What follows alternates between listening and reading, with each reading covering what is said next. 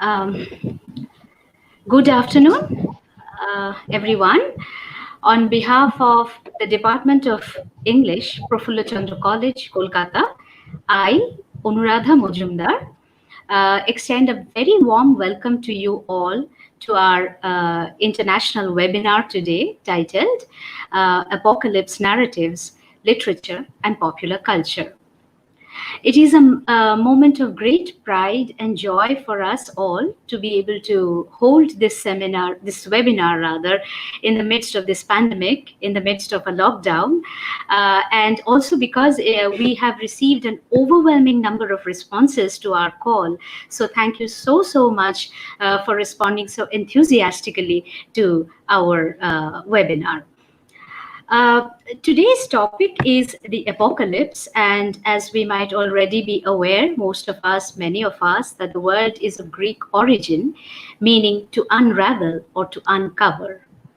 And embedded in Judeo Christian religious belief, the word also specifically refers to the end of the world as described in the book of Revelation in the Bible. However, the word has also moved away from its Judeo Christian eschatological origins to refer now to more generally to any disaster of a cataclysmic scale, be it environmental disasters, be it nuclear holocausts, be it pandemics like the present one. And the other interesting fact about it is that the conceptualization of the end, an apocalyptic end, has also traditionally contained within itself the idea of new beginnings, the promise of renewal and rebirth, whether it be the linear, Judeo-Christian religious traditions like Christianity and Islam, or in the non-linear cyclical religious traditions like Hinduism that talks of decay and death, followed by rebirth and regeneration. The end has also always contained, the promise of a new beginning.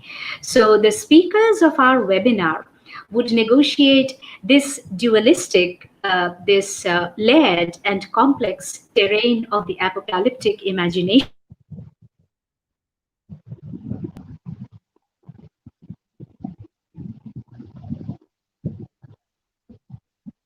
like comics and rock music. So we can only hope that the webinar is intellectually stimulating and also is downright interesting. So with this hope, we would now move on to the formal inaugural session of the webinar. And to this effect, I would like to request our respected principal, Dr. Ratnakar Pani, to say a few words on this occasion. Dr. Pani, could you please come and say a few words?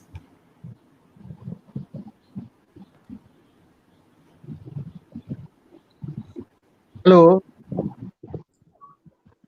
On behalf of Prafulla Chandra College, I thank you all for participating in this webinar organized by the Department of English in association with our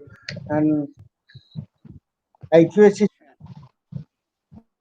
In this webinar, our main topic is apocalypse narratives, literature, and popular culture.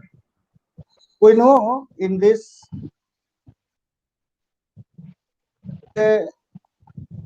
virus in the sense that it locked us in our home.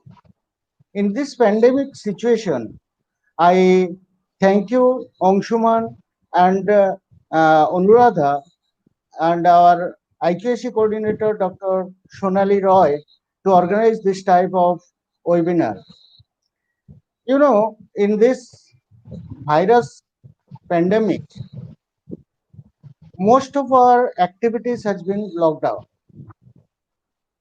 Now, what happens is that when we stop our activities, we are not affected from economic aspects, but also from social aspects. In the economic side, if you just look at the situation, people are starving, they have no job. Similarly, from our social side, if you look at the country, look at the world, we cannot even celebrate. Few days before, we can remember the Puri car festival. Lots of people gathered to celebrate it, but this year nobody came. There was a curfew. So, in this situation, today's topic, the pandemic that affect our culture, will be a really new dimension of discussion. So, I think it will give us much interest to know the new angle about the pandemic's impact on our society and culture. I again thank you all to join with us, and I hand over the mic to Anuradha. Anuradha, please.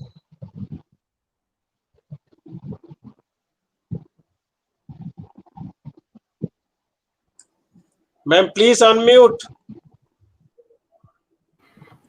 Sorry for that. Thank you so much, sir, for your good wishes for our webinar and also for your kind words. I would now request Dr. Angshuman Mukhopadhyay, the head of the Department of English, to say a few words regarding this webinar and on this happy occasion for us. Angshuman, please. Very good afternoon to all of you. I'm Dr. Angshuman Mukhopadhyay, head of the Department of English, Prafulla Chandra College. I cordially welcome you all to this two-day international webinar on apocalypse narratives, literature, and popular culture. Given the situation that we are thrust into and the way we are compelled to accept several things as the new normal, the very first thing that occurred to us, that is the members of the department, that we wanted to organize a webinar to be in the thick of things, and the webinar was to be on a related issue, the issue that is bothering us right at this point in time the most, but didn't want to be exclusively on the pandemic as such. That's the reason why we chose this much broader canvas of apocalypse narratives, literature, and popular culture. Now, I can share my own understandings and my own observations regarding this in few sentences with you. The very first thing that I would like to suggest is that we have this kind of innate craving for the dystopic. And I think converting the utopic into the dystopic, or rather the dystopic, into the utopic, is our form of American dream. And why do we have this craving, this very strange craving for the dystopic, is that there is a very complex psychological and sociological response to it. And that's the reason why we have a plethora of discourses, both literary and non-literary, on the apocalyptic, the dystopic, and the disastrous as such. And the second thing that I would like to mention is that human beings in general, according to me, have a very short memory span. The moment there is a distance created between us and the things or the beings or the situations that we were engaged with or associated with, at certain point of time, we tend to forget those things. The images related or associated with those things start fading. And that's the time when we start thinking about literature or non-literary discourses to bring it in. And this disjuncture is also very, very vital, because this disjuncture creates the occasion for romancing the disaster. If it has not affected us in a very personal or intimate way, we actually start romancing it. And romancing disaster is, again, a form of urban fantasy, perhaps. I was reading a couple of months back Susan Sontag's The Imagination of Disaster, where she has written some very beautiful lines, and I would like to read a couple of lines from that particular essay. before I end this very brief introductory lecture, rather. She's writing, ours is indeed an age of extremity, for we live under continual threat of two equally fearful but seemingly opposed destinies, an unremitting banality and inconceivable terror. So on the one hand, we have the trap of banality. Whether we can call it a trap or not, that is a different question altogether. So on the one hand, we have this banality, this danger rather, and on the other hand, this inconceivable terror. And we have to try to negotiate between the two. And our position is precarious because we are somewhere in between trying to negotiate. And in the 4 lectures that we have lined up here, probably would be able to delve into, and I am sure that they will be delving into several dimensions of this polyvalent concept or the term of apocalypse. And be there with us on this journey. We'll be together. And I hope you are going to enjoy, as we are also going to enjoy thoroughly. Thank you very much. Anuradha, kindly introduce our Professor Arlene Ionescu, the keynote address of today's webinar.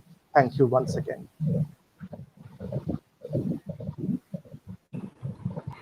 Thank you, Angshuman, for sharing your thoughts with us. I'm sure we would, most of us would agree that this is the perfect time to hold a kind of a webinar on the topic of apocalypse, and yet it is not quite on the virus or the pandemic as such, or nor on the lockdown. So yes, let's hope that we all enjoy this, the discussions that are lined up, and so we move on to the academic session of this webinar.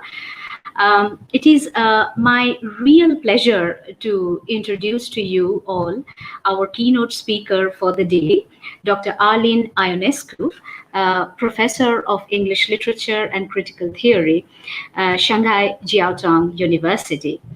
Apart from the fact that she has been professionally known to me for the last 4 years, I would also like to mention that she is a thoroughly graceful person and one of the most serious scholars that I have met in my academic career and professional career.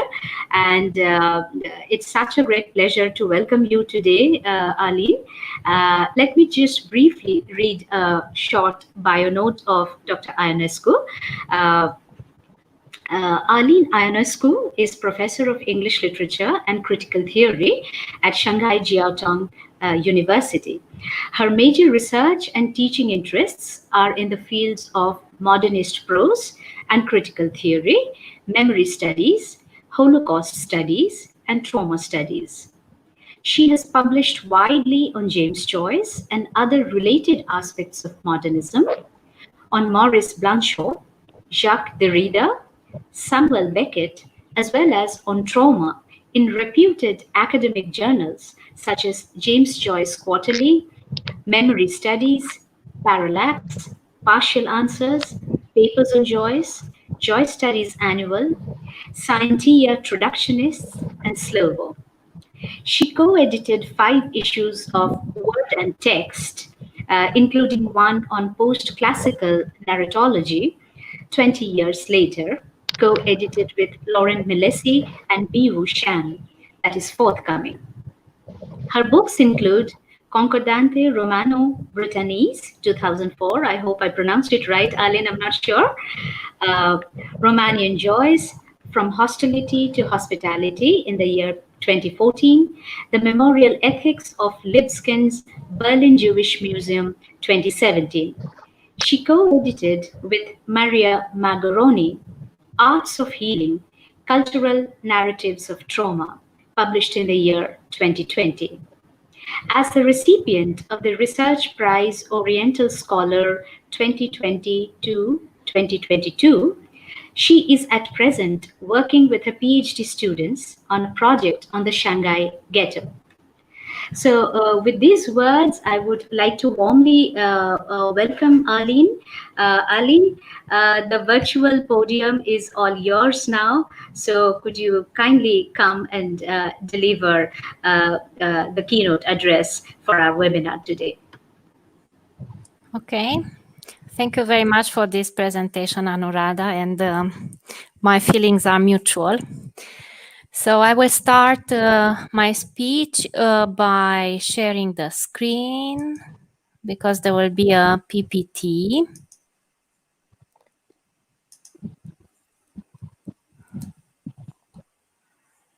Share.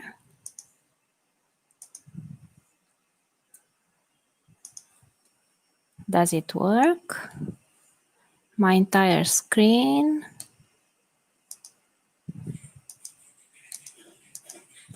So I can see I already have a problem with sharing the screen. Share screen.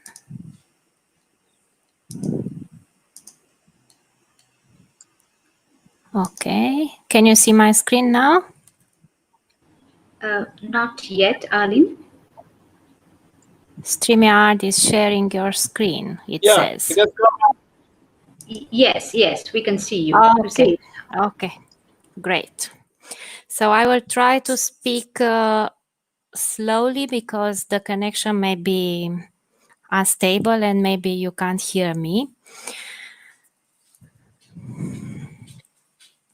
So we start from the word apocalypse that Anuradha talked about as well. And according to the Oxford English Dictionary, apocalypsis, which comes from the Greek apokalypsis, is both a noun, which means of action, and a verb, which means to uncover, to disclose. And this means, on the one hand, with capital initial, the revelation of the future granted to St. John in the Isle of Patmos. And on the other hand, by extension, any revelation or disclosure. The corresponding adjective, apocalyptic, coming from the same language, Greek, apokalyptikos, means of the nature of revelation or pertaining to the revelation of St. John, and can also mean relating to or characteristic of a disaster resulting in drastic, irreversible damage to human society or to the environment, especially on a global scale, and it can also be a synonym of cataclysmic. The book of Revelation from the New Testament, in which the term is recorded, introduces us into a world of a revengeful God.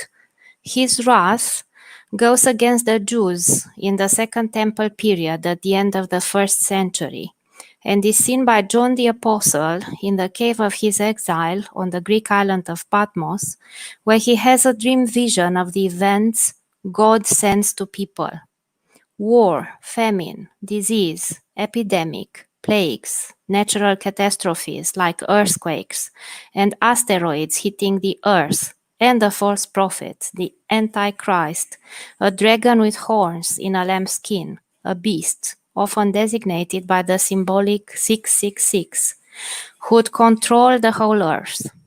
The book of Revelation has both correspondences in some pre-Christian legends and myths, from the Epic of Gilgamesh to Matsya Purana's prophecy of the deluge from the Hindu Dharmasatra, as well as in other biblical stories such as Noah's Ark or the destruction of Sodom and Gomorrah. The literary imagination has retained such visions and apocalyptic fiction, what I call imagined apocalypse, evolved since the beginning of the 19th century, comprising works like the first retelling of the Book of Revelation, Jean-Baptiste Cousin de Grenville's epic poem in prose, which was called Le Dernier Homme, in English, The Last Man, published in 1805, followed by Mary Shelley's novel The Last Man in 1826, considered wrongly the first work of modern apocalyptic fiction, Edgar Allan Poe's short story The Conversation of Eros and Charmion in 1839, in which the two characters discuss in afterlife the destruction of the world brought by a comet that left only oxygen in the Earth's atmosphere and thus left behind a worldwide inferno. Other works that can be added, there are quite a few of them, but I will just mention a few, include Richard Jefferies' novel After London in 1885, set in a depopulated England where the few survivors return to a quasi-medieval way of life, and perhaps also two of H.G. Wells' novels, The Time Machine in 1895, in which the protagonist returns to the year 802,701 Anno Domini, after civilization has collapsed beneath a swollen red sun and humanity has split into the Elfin Eloi and the brutal Morlocks, as well as The War of the Worlds by the same Wells, published in 1898, which depicts an invasion of Earth by Martians, adopted also by Orson Welles for a radio show, and has becoming one of the best-known early apocalyptic works, with other adaptations also in comic books, film, music, radio, television shows, as well as video games included. As we can see, all these apocalypse fictions are written in the aftermath of an imagined apocalypse and concentrate on survivors, witnesses to the imagined atrocious event that was recorded in the book. Apocalypse events are also natural or man-made environmental disasters caused by climate change, medical, such as plague or virus, whether natural or man-made as well, or imaginative, such as zombie or alien invasions. Creators coming from literature and film studies explored this as well, and there was a huge boom after 1900 when apocalyptic literature took extremely many facets, and this is quite impossible to deal with in a single paper. But as you can see on the screen, I tried to make a list. The list on the screen that you can see is a list in which I put the titles chronologically, but I'm trying also to make some sort of order looking at the themes, because the themes vary from alien invasions like Arthur Clarke's Childhood's Ends in 1953, Alice Sheldon's novelette The Screwfly Solution in 1977, Douglas Adams' Hitchhiker's Guide series that started in 1979 and ended in 2009, which is a humorous take on alien invasion stories, Gene Wolfe's The Earth of the New Sun in 1987, Greg Bear's The Forge of God in 1987, Sarah Antonio's Moonbane in 1989, Charles Pellegrino and George Zebrowski's novels The Killing Star, 1995. Then another possible theme would be astronomical apocalypses that describe solar cataclysms, comets, or meteorites that destroy the Earth. And here we can include Brian Aldi's novel Hot House in 1961, Beller's novel The Drowned World in 1962, Jerry Pournelle and Larry Niven's novel Lucifer's Hammer in 1977, Applegate's book series Remnants, which started in 2001 and ended in 2003. We may also include environmental disasters here, and for example, Kurt Vonnegut's novel Cat's Cradle in 1963 can be included here, as well as Beller's novel The Burning World 1 year later, 1964. Octavia Butler's novel Parable of the Sower, 1993. Another apocalypse can be caused by the failure of modern technology, and here we should include René Barjavel's novels Ravage, 1943, Fred Saberhagen's Empire of the East series written in the 60s and 70s, Steve Boyett's novel Ariel, but also comics, and I know that one of our speakers will speak about comic books, so perhaps the titles that I'm talking about will be included there.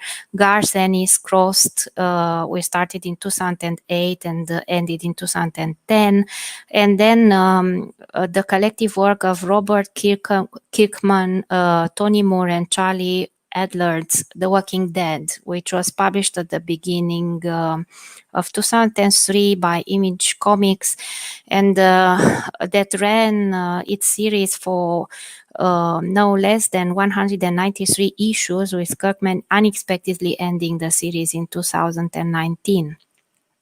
In field production, just a few titles, and I will stop with my list.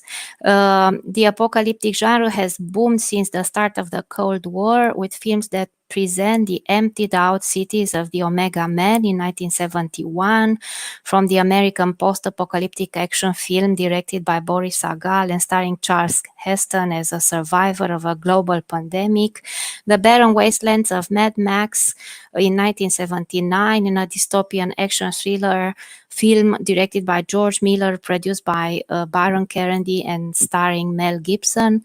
John Carpenter's Escape from New York in 1981, which imagines the entire island of Manhattan as a giant maximum security prison after a major war between the United States and the Soviet Union is concluding. That would be happening in the future, 1997.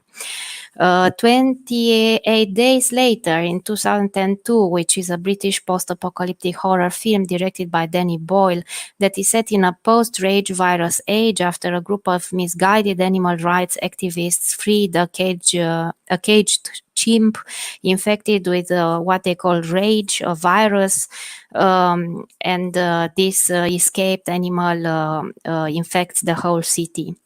Then the zombie overridden Dawn of the Dead in 2004, American action horror film directed by Zack Snyder and written by James Gunn, followed by Children of Men in 2006, a dystopian science fiction action thriller film directed and co-written by Alfonso Cuarón, or the computer animated science fiction romance film Wall-E 2008, which has set the template for what a ruined dystopian future might look like.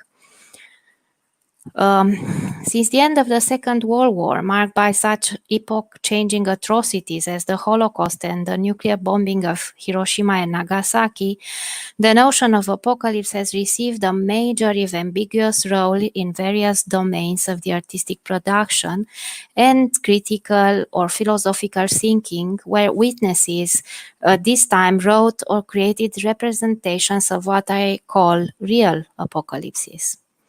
And one such real apocalypse is the Holocaust.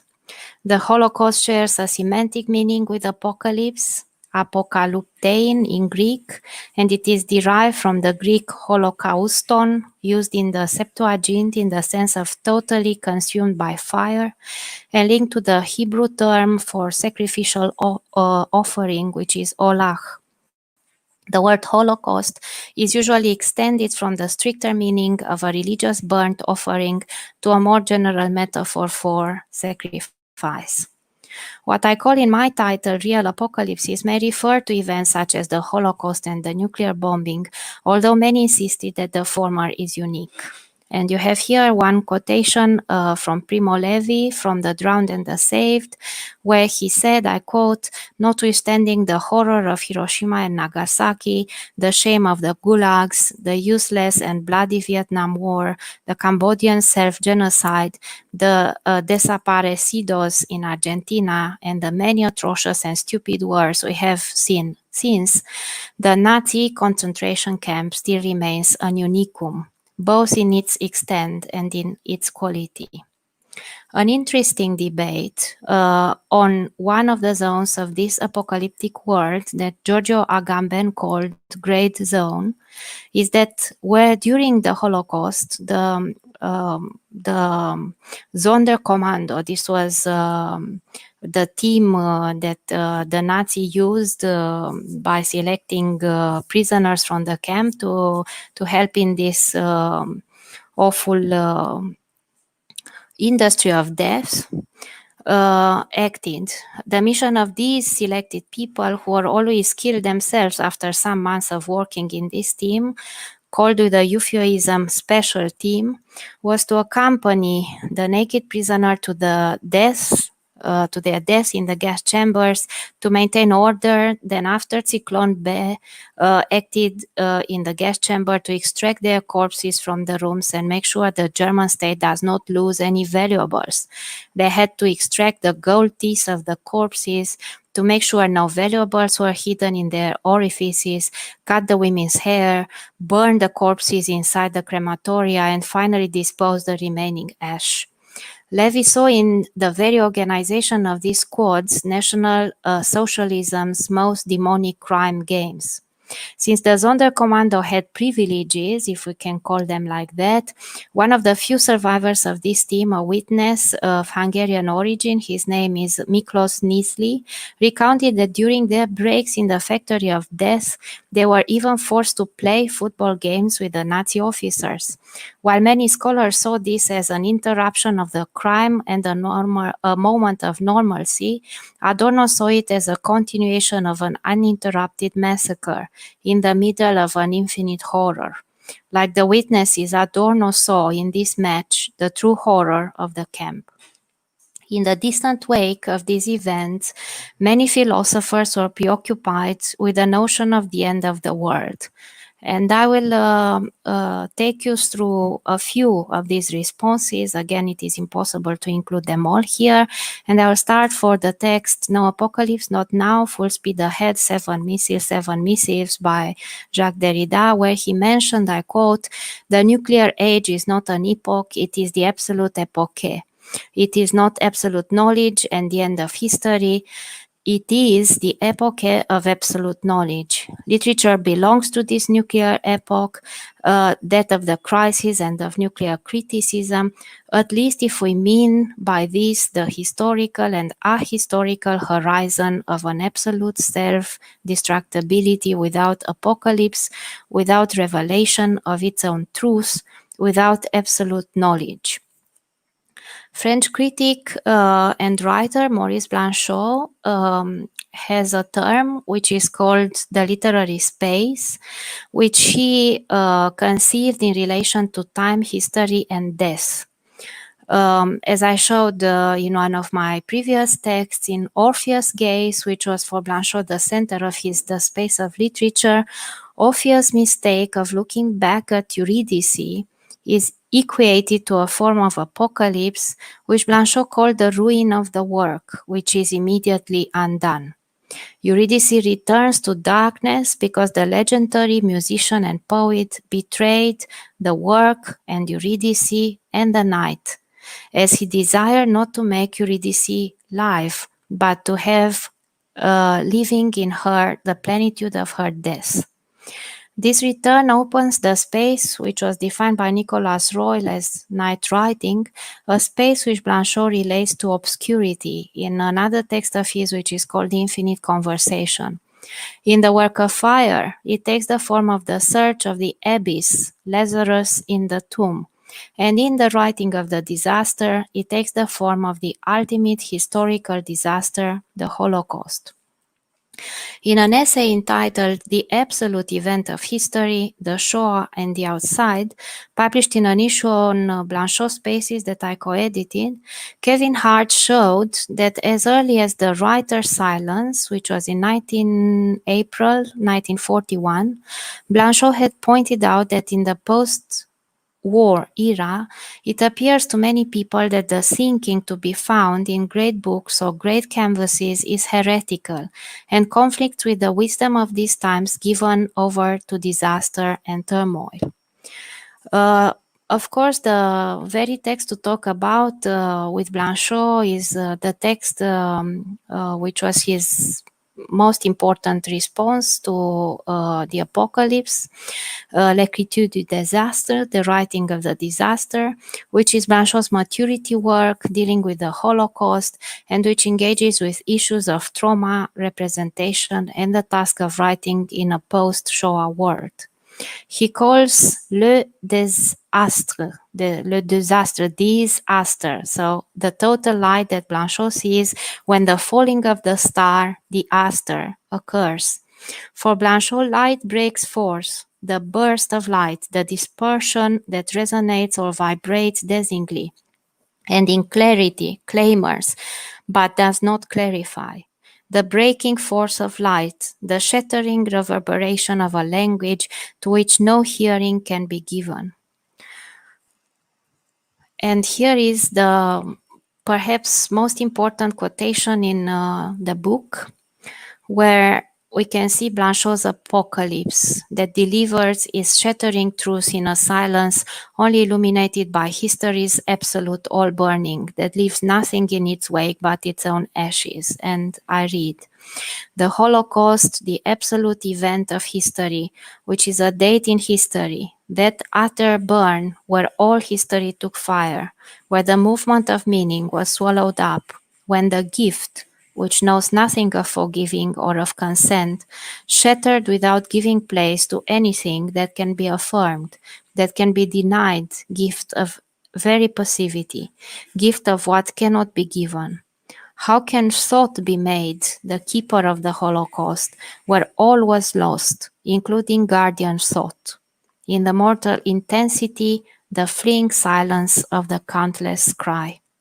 Blanchot's falling of the star implies the necessity to go beyond the phenomenology, and mention should be made that phenomenology ultimately comes from phos, light, phenomenology being thus the science of what appears in the light. According to Blanchot, the space of the disaster could bring about the only perspective from which one can speak about the Holocaust, admitting his impossibility to know. Hart's article, on which I started, questions passionately but also forensically whether fragmentary writing responds adequately to the horror of Shoah, and gives an account on the way Blanchot approached the apocalypse that he names disaster. He finds what he calls fragments about calm. Blanchot plays on the root calma, which comes from Old Spanish, which means heat of the day, and hence indirectly might allude to the burning of corpses in the extermination camps. He adds, when Blanchot evokes the Shoah, he does not always use the word disaster, and replaces it with apocalypse, giving the example of the essay which was named Thinking the Apocalypse. He does not do the same in another text which is called Do Not Forget. In Do Not Forget, Blanchot coined the notion of the immemorial, a concept that reveals that once a disastrous event, an apocalypse, occurs, it is forever lost.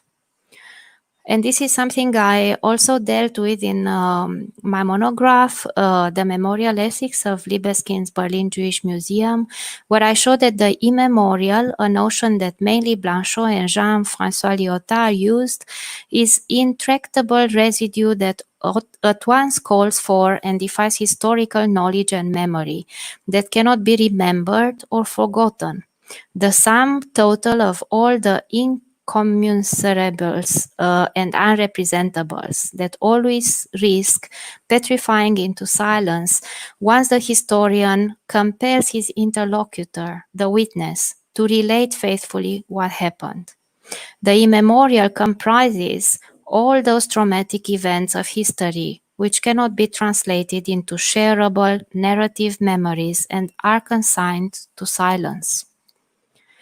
Lyotard's most sustained elaborations of discontinuous thinking of the immemorial appeared in one of his books, which was called Heidegger and the Jews, where he showed that the immemorial can neither be remembered, so represented to consciousness, made the object of a present representation, nor forgotten, thus obliterated, consigned to oblivion. A thinking that remembers that there is always a forgotten that remains unthought as well as unthinkable. The war cry, rounding off the appendix to the postmodern condition, to be witnesses to the unpresentable, then to bear witness to the different in his eponymous project, The Different, was rephrased as the duty of thought and writing to the immemorial, to the forgotten, and to the unrepresentable after Auschwitz, a thinking to which Lawrence Langer subscribed as well. In his evocatively titled Holocaust Testimonies, The Ruins of Memory, Langer suggested that the very impossibility of accessing past sufferings could be erected as a safeguard against its attempted reimagining and reintegration into the world outside. Adorno's prohibition on representation in the aftermath of Auschwitz and his famous words, which were so many times misquoted, to write poetry after Auschwitz is barbaric, are often misinterpreted, since it did not refer to an indictment of the whole of culture, but to what he thought was barbaric in it. And he said, the first quotation on the slide, cultural criticism finds itself faced with the final stage of the dialectic of culture and barbarism. To write poetry after Auschwitz is barbaric, and this corrodes even the knowledge of why it has become impossible to write poetry today. Later on, Adorno reiterated his position in a text from 1962, which is called Commitment, within a discussion opposing autonomous art to Sartre's notion of committed literature from what is literature, where he said, I have no wish to soften the saying that to write lyric poetry after Auschwitz is barbaric.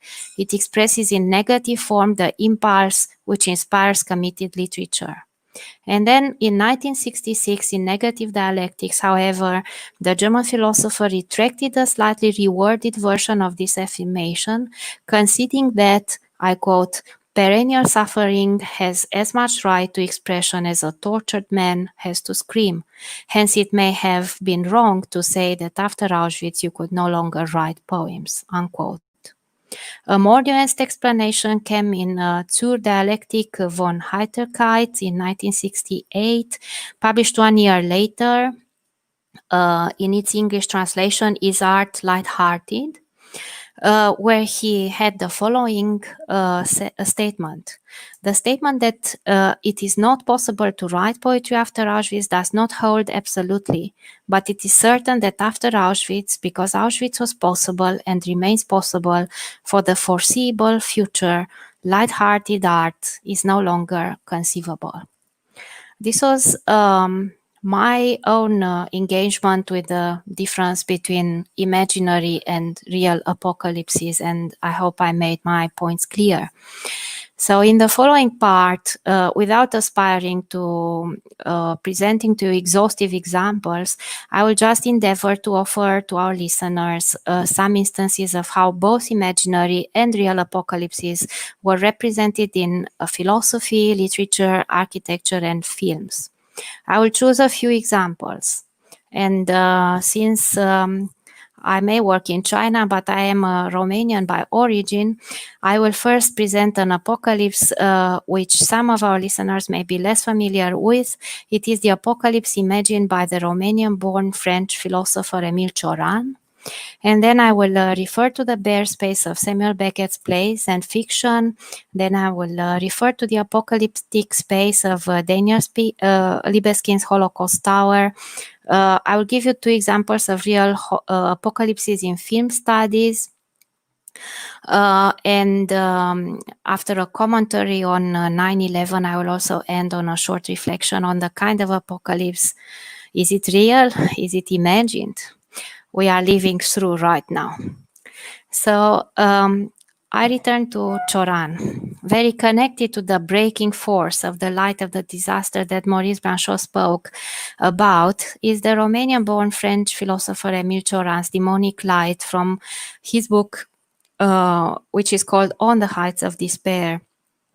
Here he imagines the last day, the day on which people, irrespective of their social or personal status, gather in the streets refusing to do anything anymore. For Cioran, this is the day of the apocalypse, the day when slaves give up their senseless work, when the trappings of ordinary life are allowed to burst once and for all. This is the day when those who suffered in silence finally make an effort to yell with all their might, making a strange, menacing, dissonant clamor that would shake the earth.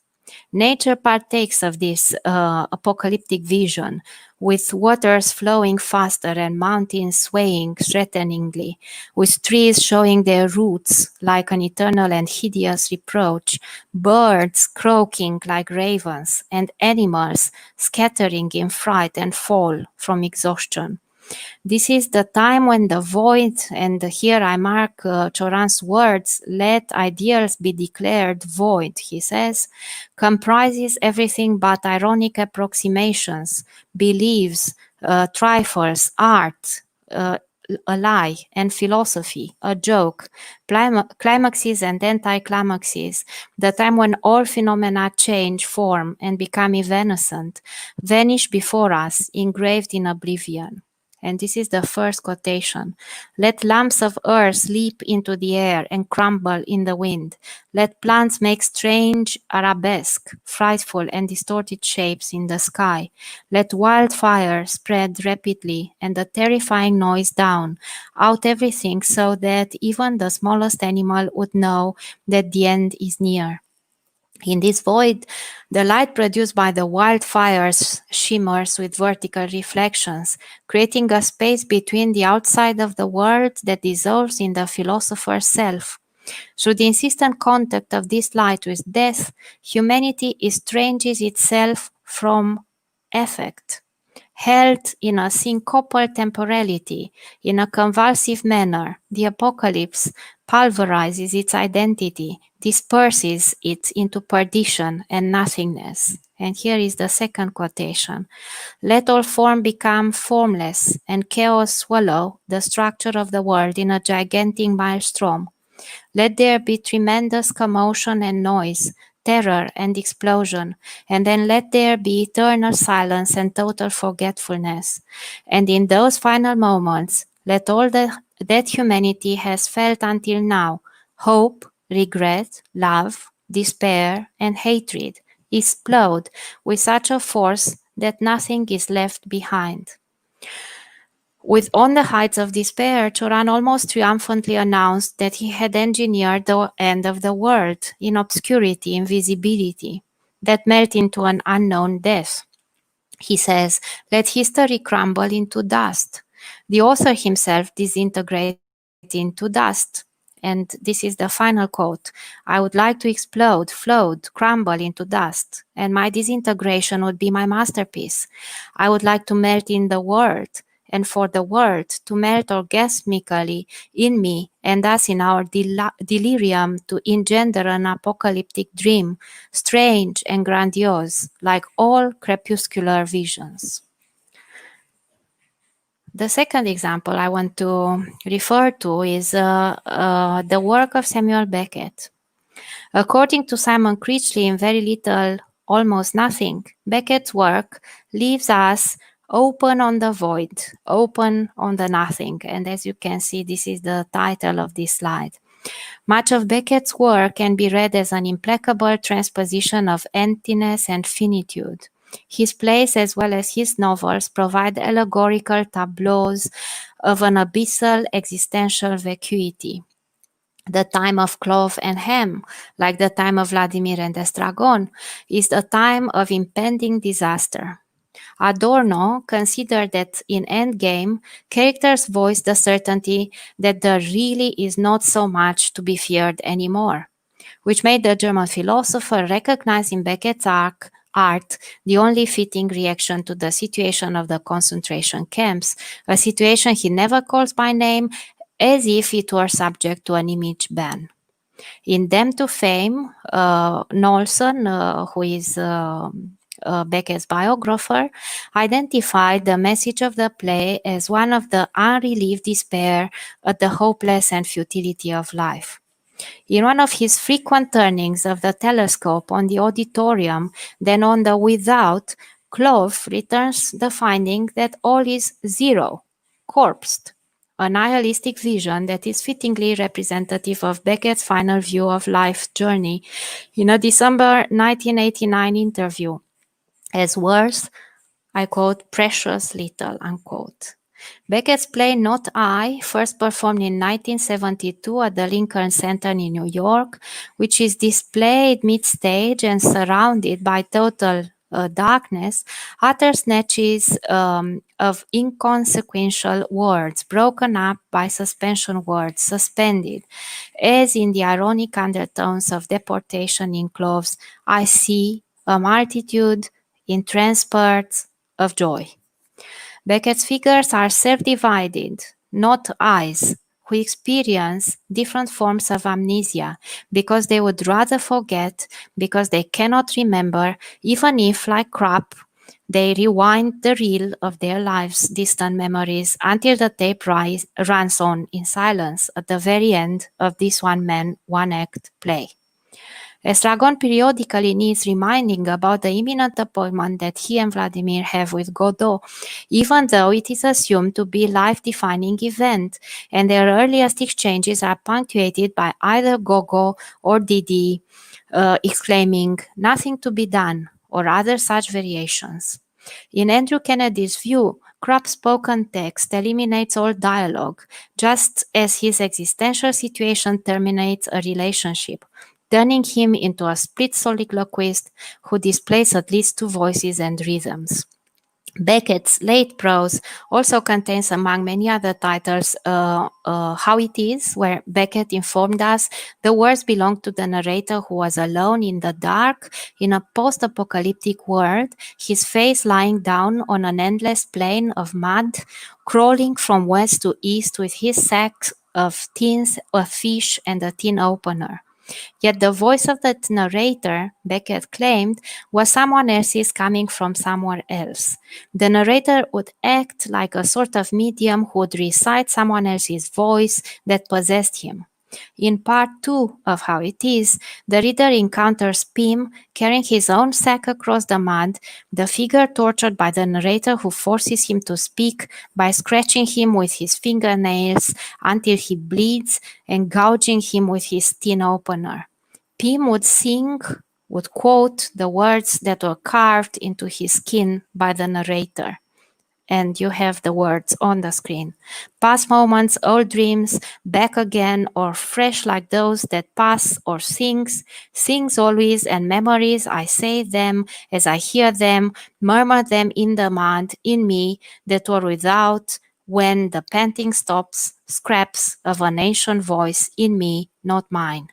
My life, last state, last version, ill-said, ill-heard, ill-recaptured, ill-murmured, in the mud, brief movements of their lower face loses everywhere.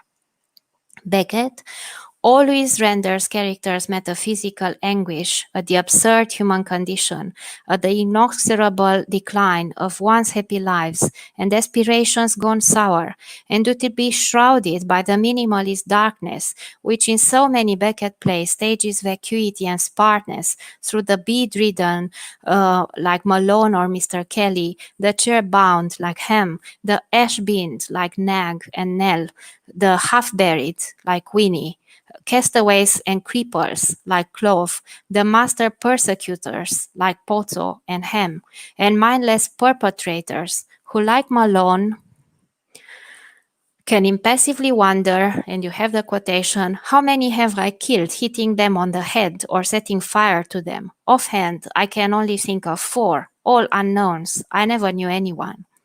All those who have made self-annihilation their permanent abode, those entrapped in servile dependency as ersatz for free, fulfilling relationships, those oblivious to the world and others who suffer from unimaginable angst, yet are shielded by a passivity which acts as a carapace of self-defense against emotions and the numbing of desires. All these yearn for a terminal solitude, emptiness, nothingness, meaninglessness, silence, which are in Stanley Cavell's words, not their givens, but their goal, their new heroic undertaking. Once we have perpetrated into this void of Beckett's creation, only God could deliver us from its nothingness. But God, like Godot, as Estragon tells us in Waiting for Godot, has absconded, and Lucky tells us, metes out justice randomly. And this is, if you remember the play Waiting for Godot, from the famous speech that Lucky has when he's ordered by his master to think. And he says, given the existence of a personal God outside time, without extension, who from the heights of divine apatheia, divine athambia, divine aphasia, loves us dearly, with some exceptions, for reasons unknown, and suffers with those who for reasons unknown are plunged in torment. So with this divine apathy, his speechlessness, aphasia, and his lack of the capacity for terror or amazement, athambia, the God of whom Lucky speaks is a God who does not communicate with us, cannot feel for us, and condemns us for reasons unknown. After all, he may have died in Auschwitz, as Levinas and others claimed, like Elie Wiesel or even Primo Levi sometimes. But if he did not, and if he somehow presided over the catastrophe, the real apocalypse, then God is a witness that cannot be sworn.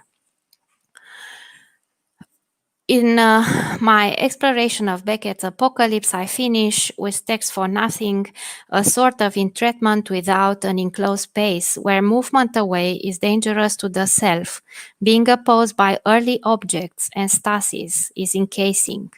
And Wordsworth Hoe, Beckett's penultimate, most complex, irreducible prose piece, voicing reiterated failures to such an extent that he admitted defeat when he attempted to translate it into French. You may know that Beckett was always self-translating his own works. If they were written in English, he translated them in French, and if they were written in French, he translated them in English. Say a body were none, no mind were none, that at least a place were none, for the body to be in, move in, out of, back into, no out, no back, only in, stay in, on, in, still, all of old, nothing else ever tried, ever failed, no matter, try again, fail better. In this realm of failing better, morphology and syntax crumble to dust into darkness as language undergoes a sort of Götterdämmerung without issue. And we have the second quotation, less seen, less seeing, less seen and seeing when with words than when not, when somewhat than when now how, stare by words dimmed, shades dimmed, voice dimmed, dimmed, all there as when no words, as when no how, only all dim, till blank again, no words again, no how again, then all undimmed, stare undimmed, that words had dimmed. Quite a few scholars have equated Beckett's world with nothingness, yet this sort of nothingness is neither specifically nihilism, according to Adorno, nor Critchley's slight inflection of it. By steadfastly refusing to mean something, Beckett's work refuses nihilism and gives an indication of the transformative ethical and political practice from which it abstains. It is rather the ironically omnipresent sense of meontological emptiness through Beckett's Text for Nothing, to the point that nothing is more real than nothing. One needs only to think of the pairing of what, Mr. Not, or else of the stock phrase rewritten in the stunning one-liner opening Murphy. The sun shone, having no alternative, on the nothing new. Beckett pushes language to its limits and breaking point until it borders on madness and on what Laura Salisbury called aphasic disintegrations, caused by the aphasic symptom that brings language and subjectivity to confrontation with the constitutive force of their outside. For Anne Banfield, Beckett's madness consists of thematic and linguistic reduplication ad infinitum, with the aim of rehashing nothing new by making radically apparent its repetitive nature in carrying these processes to absurd lengths. Another critic assimilates Beckett's view of art with probing the unintelligible, the unpredictable, the nothingness of experience that point to the extremity of human suffering, the depths to which we are capable of descending. Beckett grinds language to the point of depletion and exhaustion, or as Hélène Cixous comments on Deleuze's famous study of Beckett's language and stagecraft, The Exhausted, I quote, Beckett is in the role of the exhauster of the exhausting, that is to say, of the inexhaustible, and more precisely, the exhauster of all the inexhaustibles, one after the other. The next example is from the Jewish Museum, as you could hear from Anuradha's presentation. This is a museum about which I wrote a book in 2017, and I'm presenting what is called the Holocaust Tower from this museum.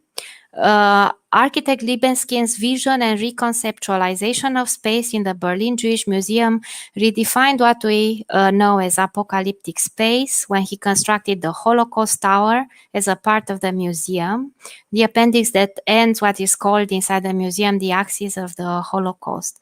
This tower is a 24-meter tall empty concrete silo, which was defined by Libeskind himself as a voided void. The tower is the epitome of a European nightmare that started with the pogroms and the anti-Semitic edicts, which did not only begin in 1933, but rather became obvious, irrefutable, and unfortunately irreversible in 1933. Then went on with the burning of books and cultural artifacts, and ended with the burning of human beings, all of which gave Libeskind the feeling of nothingness of the nothing. As pointed out by David Ellison, the space of the tower, even more than the other voids in the museum, is acoustically and climatically distinct from the rest of the building and is devoid by of any aesthetic claims. For Rolf Schneider, it is as it is, huge, narrow, and you can see the image, cut off, final, bare. There is no aesthetic equivalent for Holocaust. There is nothing aesthetic about this enclosed space. It is the Holocaust itself, which is exactly what Adorno's prohibition on representation of the post-Auschwitz era was about. In the tower, in the antechamber of death, whose sense of hopelessness is mitigated by the filtering light, the visitor comes face to face with himself, herself, in sheer emptiness. It is apocalypse that the visitor of the museum witnesses. In Breaking Ground, Libeskind spoke of a vision while discussing how the story of a survivor from Yafa Eliach Hasidic tales of the Holocaust inspired him to build the Holocaust Tower. In one of these tales, Elaine, a survivor who later lived in Brooklyn, explained how the vision of a white line of sky glimpsed through the slats of the boxcar kept her alive during her 2 horrible years in Stutthof concentration camp, after she was transported from Auschwitz in a group of around 20,000 Jews. Libeskind returned to this story in an interview entitled The End of Space, as well as in a lecture held in Berlin in 1997 in relation to the vision, which one needs to have in order to survive. The woman had held onto that white line, which she had seen on the horizon, a line that later on, while in Brooklyn, years after the war, she realized must have been the trail of an airplane. In the architect's view, what mattered was that the line really was there and not its origin. It is to hold on, he says, let's say, to that white line. It is the mystery of survival. And you can see that he constructed the tower exactly in this way, because during the day, in spite of the fact that it is completely dark, you can see that light. It was thus Libeskind's belief that in Stutthof in 1944, the singular vision had a significance which was surely obscure and enigmatic, and yet it had to transform memory and communication of an experience. At the beginning of this paper, I mentioned the total light of the disaster, le désastre, the falling of the aster that Blanchot saw when the falling of the star aster occurs. For Blanchot, light breaks forth, I said. So did for Elaine, but it did not mean the darkness, only the darkness of the apocalyptic world she lived in for 2 years, but also that light that you can see on the screen, the feeble hope that made her a survivor.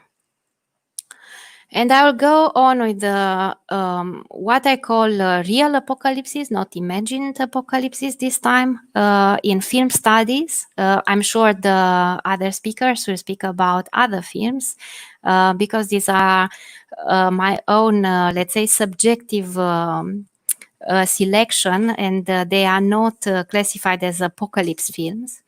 I will refer first to 1959 film made by Marguerite Duras and Alain Resnais, which is called Hiroshima Mon Amour, that takes as protagonists two reluctant survivors of the massive post-World War trauma inflicted on both victors and the defeated.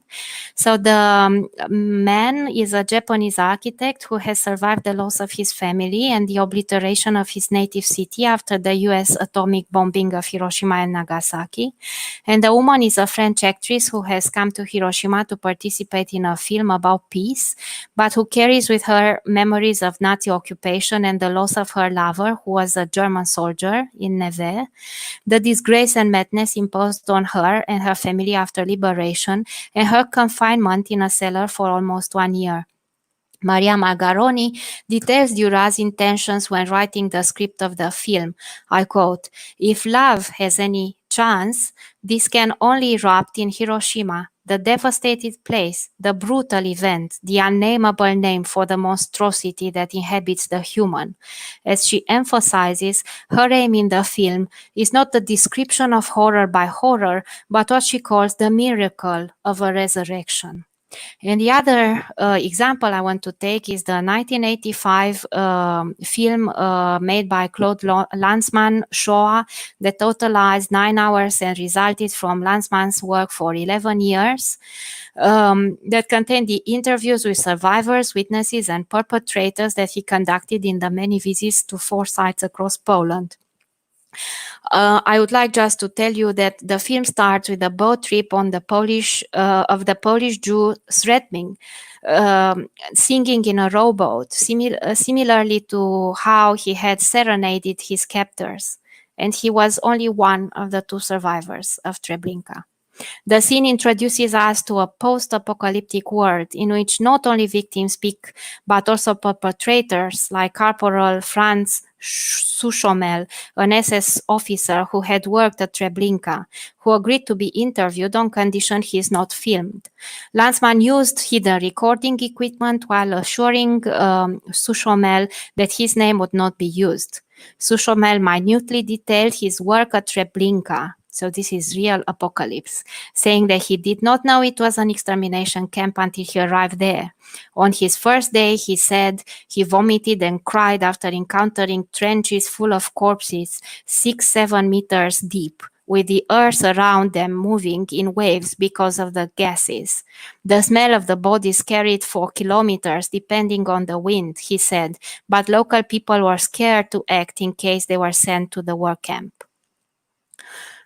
The last example is 9/11, which was for Giovanna Boradori the unthinkable that broke out of a glorious late summer morning with inexplicably turned into something close to apocalypse. And this is something I think all of us saw on TV, alive, on the 11th of September 2001, watching the news of the terrorist attack against the World Trade Center, dumbfounded like so many millions of viewers.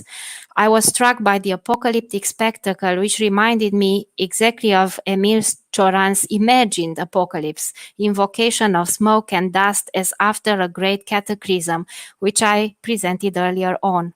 On what became universally known henceforth as 9/11, New York City, enveloped in the smoke, dust, and debris, experienced the real trauma of a real skyscraper's catastrophe. The dust from the collapsed Twin Towers was to require innumerable meanings in the months to follow.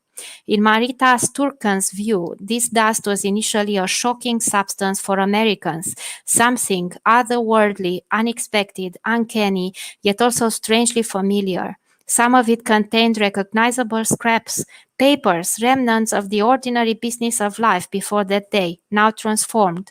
Balance sheets from financial firms, previously objects of mundane business transactions, were transformed into historical objects, materials of poignancy and loss. If in the first few days after 9/11, the urgency was to find survivors among the rubble, when confronted with the blunt fact that there was no more lives to save, the families of the disappeared then realized that there were no bodies to bury either.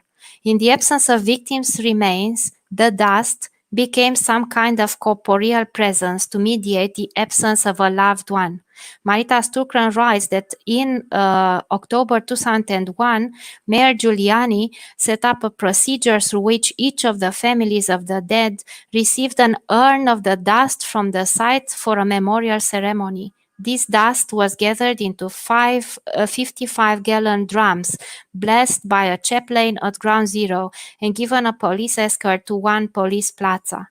There, officials scooped the dust into bags, which they held in gloved hands. Each family was then given a 5-inch urn of dust with 9/11/01 engraved on it, wrapped in a blue velvet bag. The ritual formula from the Anglican Book of Common Prayer Burial Service, ashes to ashes, dust to dust, itself derived from Genesis 3:19, in the sweat of thy face shalt thou eat bread, till thou return unto the ground, for out of it was thou taken, for dust thou art, and unto dust shalt thou return, had seldom been put to such a morbid, literal application. One of the collateral impacts of 9/11, by the way, was the inauguration of the Berlin Jewish Museum with the Holocaust Tower that I showed you before, which was scheduled for that very day and that had to be postponed. The risk of other possible terrorist attacks spreading to Europe was deemed too high, and as a safety precaution, the museum, a long-awaited, already famous symbol and landmark, was opened to the public only 2 days later. In an attempt to understand what is specific about 9/11, Carl Goodkin states that the terrorist attacks forced us to focus on bereavement and the associated sense of loss or grief as they occur on a much larger scale. Goodkin's analysis establishes the link between personal feelings of loss and the collective experience of grief in order to approach the phenomenon and full impact of mass bereavement on such an occasion. Whereas it is said to refer to the actual life event of learning that someone close to you has died, the response of grief is the specific form of distress we suffer during the process of adapting to the occurrence of it, which can be aligned with the conception of mourning both in Freudian psychoanalysis and trauma studies, and the necessity to come to terms with it through a process of memorialization. On a cloudless morning, the 2 airplanes crashed, one after another, into the twin-towered World Trade Center that used to dominate the Manhattan skyline, killing 2,602 people inside the towers, the 87 passengers who were on board Flight 11, and the 60 passengers on Flight 175. Owing to the sheer scale of human destruction and the event's unprecedented, exceptional character, 9/11 soon came a date endowed with symbolic enormity. The targeting of the emblematic building of the New York City's economic power and the attack of the integrity of the United States of America were among the attributes that turned that day's nightmarish scenario into a construction that seeks to overshadow perhaps all recent international traumas and certainly all other US traumas and the sites of shocks.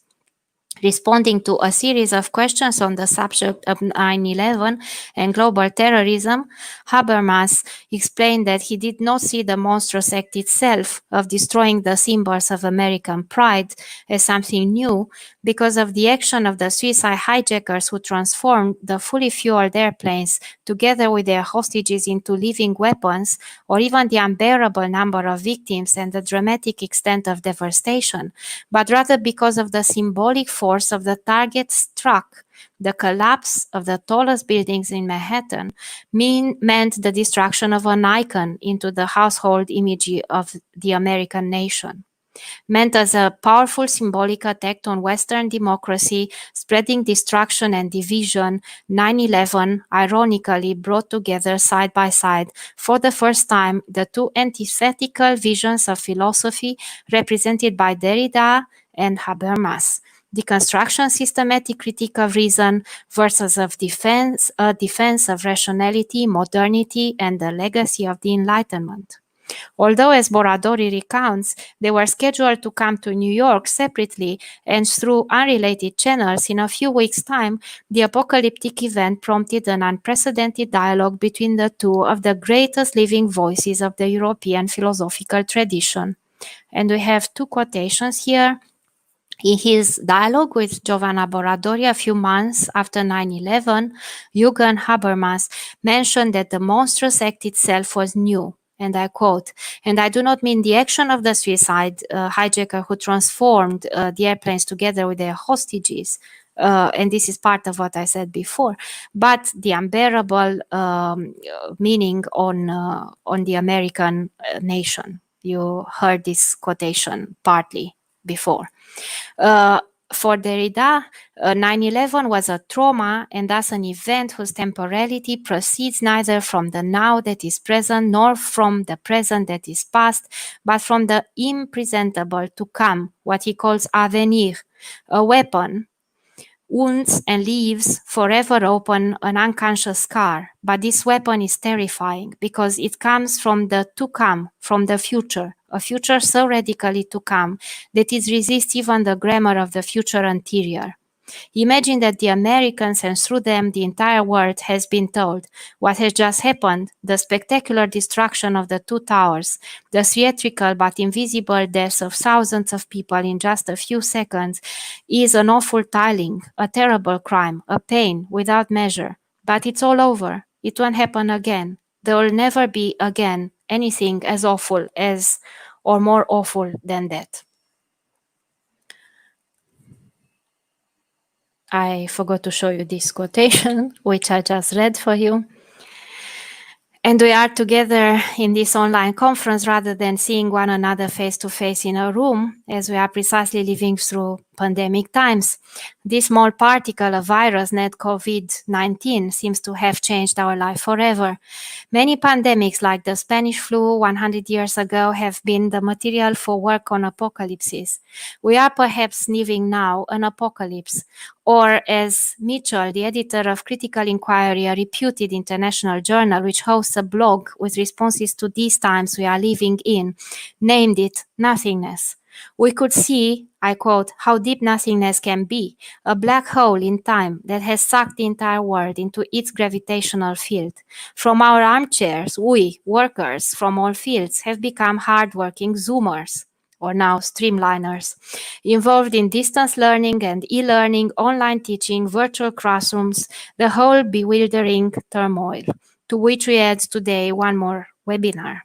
In these apocalyptic times, as Chiara Capelletto rightly pointed out, we witness the transformation of public space into media space, the virtualization of private space through the systematic use of online platforms and new codes of social representation. On Zoom, by the way, only the upper half of our body is displayed. Yet after each apocalypse, imaginary or real, as I name them here, I would like to point out that healing is still possible. I may be a specialist in trauma studies, yet I also co-edited a book named Arts of Healing, Cultural Narratives of Trauma, to which I would like to come back at the end of this presentation. There, I and my co-editor, Maria Margaroni, had pleaded for a return to the resources of the humanities in an attempt to investigate, reflect on, remember, or imagine old and new arts of healing at the intersection of critical and cultural theory, psychoanalysis, philosophy, neurology, literature, the visual arts, film studies, and gender and queer studies. We believe that there is an urgent need for the critical humanities to give up an overgeneralized concept of trauma, which subsumes all forms of violence, dislocation, and psychic pain under its categoric singularity. And on this strong belief, my presentation ends, and thank you.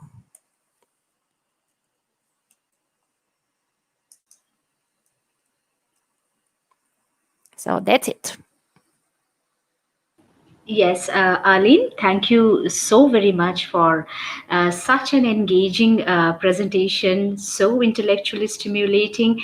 The range was epic as usual. I'm not surprised, and it was such a beautiful presentation. As of now, I haven't seen many questions coming from the side of the audiences, and more importantly, due to technical glitches, Ria Banerjee of our department, who was supposed to take the questions, have been unable to sort of log in to this. I'm not sure whether she would be able to right now. So let me just quickly ask a question that just came into my head. I'm just kind of curious. It's not that it is a full-fledged question, but while you were talking of the Romanian philosopher Emil Cioran, with which we are not really very familiar with, uh, you were talking about the way the philosopher author wants to disintegrate into the world, and how he wants emotions like hatred and love and other things, to explode. And yet, he calls this disintegration his masterpiece. I don't know whether I got you right, Arlene, but I think that is what you said. So obviously here we are talking in terms of an imagined apocalypse, if I'm not mistaken, when we are talking of Emil Cioran.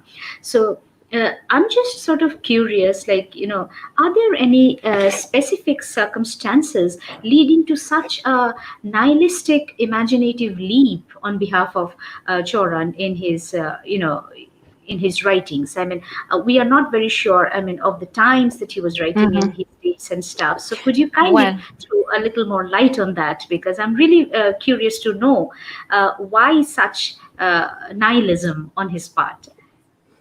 Well, he was writing this a few years after he had a scholarship in 1936, 1937 in Berlin, when Hitler was ascending to power more and more, and when his policies were put in place. And Cioran, like many other Romanian intellectuals at that time, were not very much aware of the danger. It's a bit similar to what was happening in France, for instance, with other great names, or to what was happening in Germany with Heidegger. And this is a time when they did not commit themselves any sort of crime, of course, but they supported the ascension to power of the Nazi. So this is the time when Cioran was writing his book, and he was a philosopher who was very promising, and this is his second major book. After writing 4 books, he left Romania for France, and he never returned, and he shifted to French. And this is why he's much more known as a French philosopher. The French say that he's a French philosopher, but I would say he's a Romanian-born French philosopher who became a real important name for the 20th century philosophy. So he's generally included into any sort of book that deals with 20th century philosophy in what they call French philosophy. And while he changed not only the language in which he wrote, so he shifted from Romanian to French, he also changed his name, and perhaps this is why you are not familiar, because as a French philosopher, he signed like this, E.M. Cioran, and he's known in French as Cioran. And this EM does not come from Émile Michel, as the Library of Congress wrongly lists him, but it was just a name that he made up on the spot, thinking of becoming somebody anonymous about nobody would know anything, including his Nazi past, of course, fascist past. Okay. Thank you so much for the explanation. That really explains, because I was really wondering. As of now, I don't see any questions coming. So I would like to find out if Ria wanted to ask something, because I thought that Ria was trying to ask a Uh, question. yes, am I audible? Yes, you are, Ria. Okay. First of all, I would like to thank Professor UNESCO for such an enlightening session. The one question that I had was, she talked about real apocalypse. So, contemporary movies like maybe The Boy in the Striped Pajamas or Sophie's Choice, can they be also catalogued within that same bracket of what she refers to as real apocalypse? I haven't caught a part of the question because of the connection. Sorry. Should I repeat? Can you write? Could you repeat? Should I repeat the question? Yes, I understood that you said that I don't know what can be considered the real apocalypse, but I'm not sure what. Okay, but the point is that, are there definitive prerequisites, at least in the way you use the term?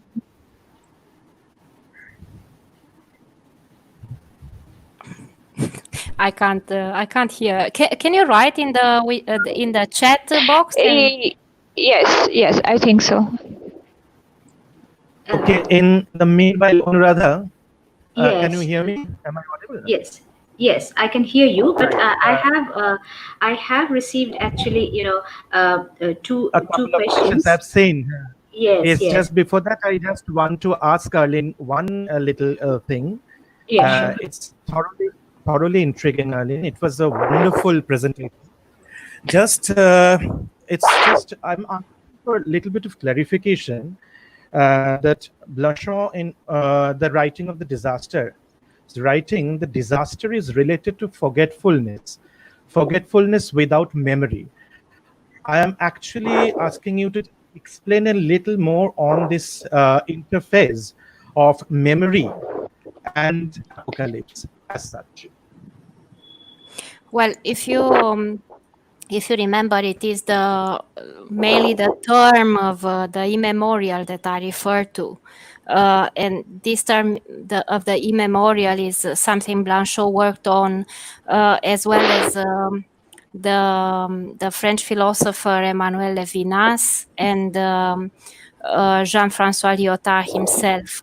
So this is, when we speak about a disaster that leaves nobody behind to witness to it, this kind of disaster goes into oblivion, and yet we have the duty to remember it. That is the paradox that I was talking about. And of course, it is much more complicated than that. But okay, I have collected one or two more questions. Can we go ahead with that? I think we have time for that. Just a couple of more questions. Yeah. Okay, Arlene, so there is one question from Orunima Sen here, and she's asking, Beckett's, just a minute. Yes, Beckett's representation of the void is not in absences, but in excesses. In terms of language, action, and repetition of both, a decade after the Holocaust, why is trauma being expressed in excess, do you think? In Beckett's creation? I think so. That's what she's asking. Well, this is a problem that I also took into account when writing quite a few essays on Beckett, and analyzing his own life. Beckett was at the time of the Second World War in France, and he was somebody who participated in the French Resistance. His best friend, Alfred Perron, was killed in a concentration camp. And there are quite a few voices nowadays who say that it is really easy to always say that, for instance, Waiting for Godot is just a play about somebody named Godot who may be God, like Pierrot, Charlot, Margot, and that the two tramps just experience some sort of negative experiences while waiting for a response, for a hope from God. But as Adorno also mentioned, and as a few scholars mentioned in more recent studies, including myself, there are so many veiled metaphors of the Holocaust in Becke's texts that you can see that, in fact, these are images of the real apocalypses.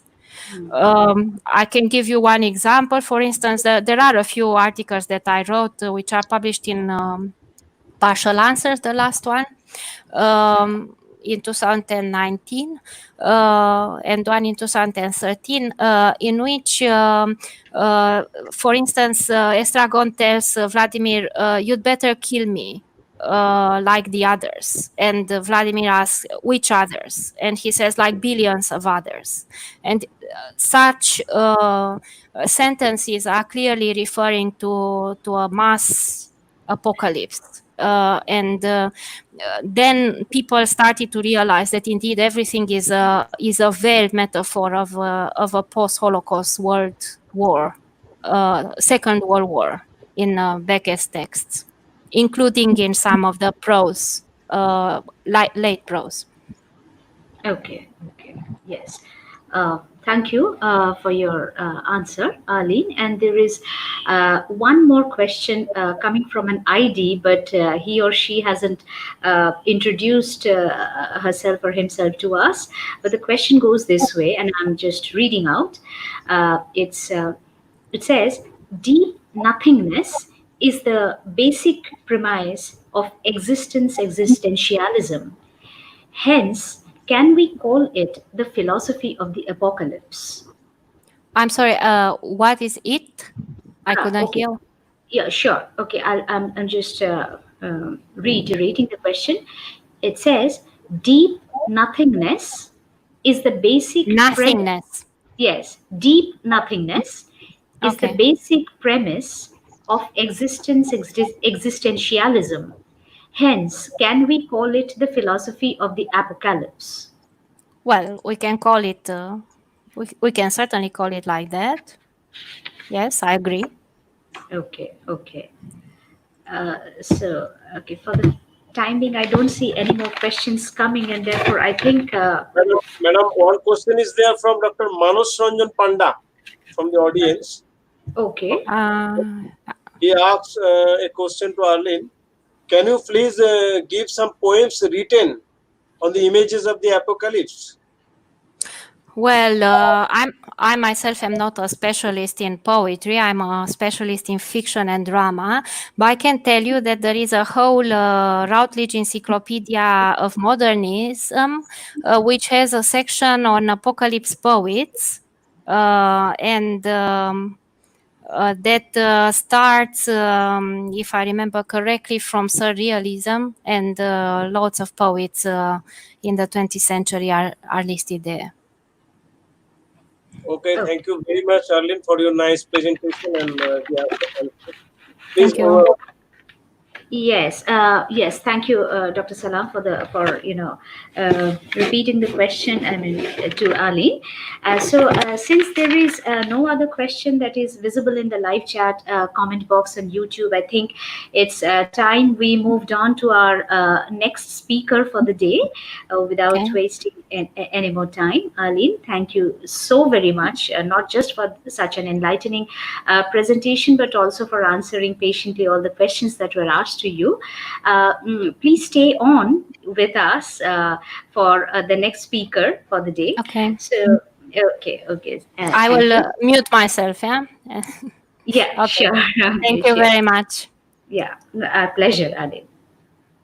Okay, so the next speaker we have is Dr. Pinaki De, Associate Professor of English, Raja Pyari Mohan College, Uttarpara, West Bengal, India. And his paper is titled Apocalypse Narratives in Comics.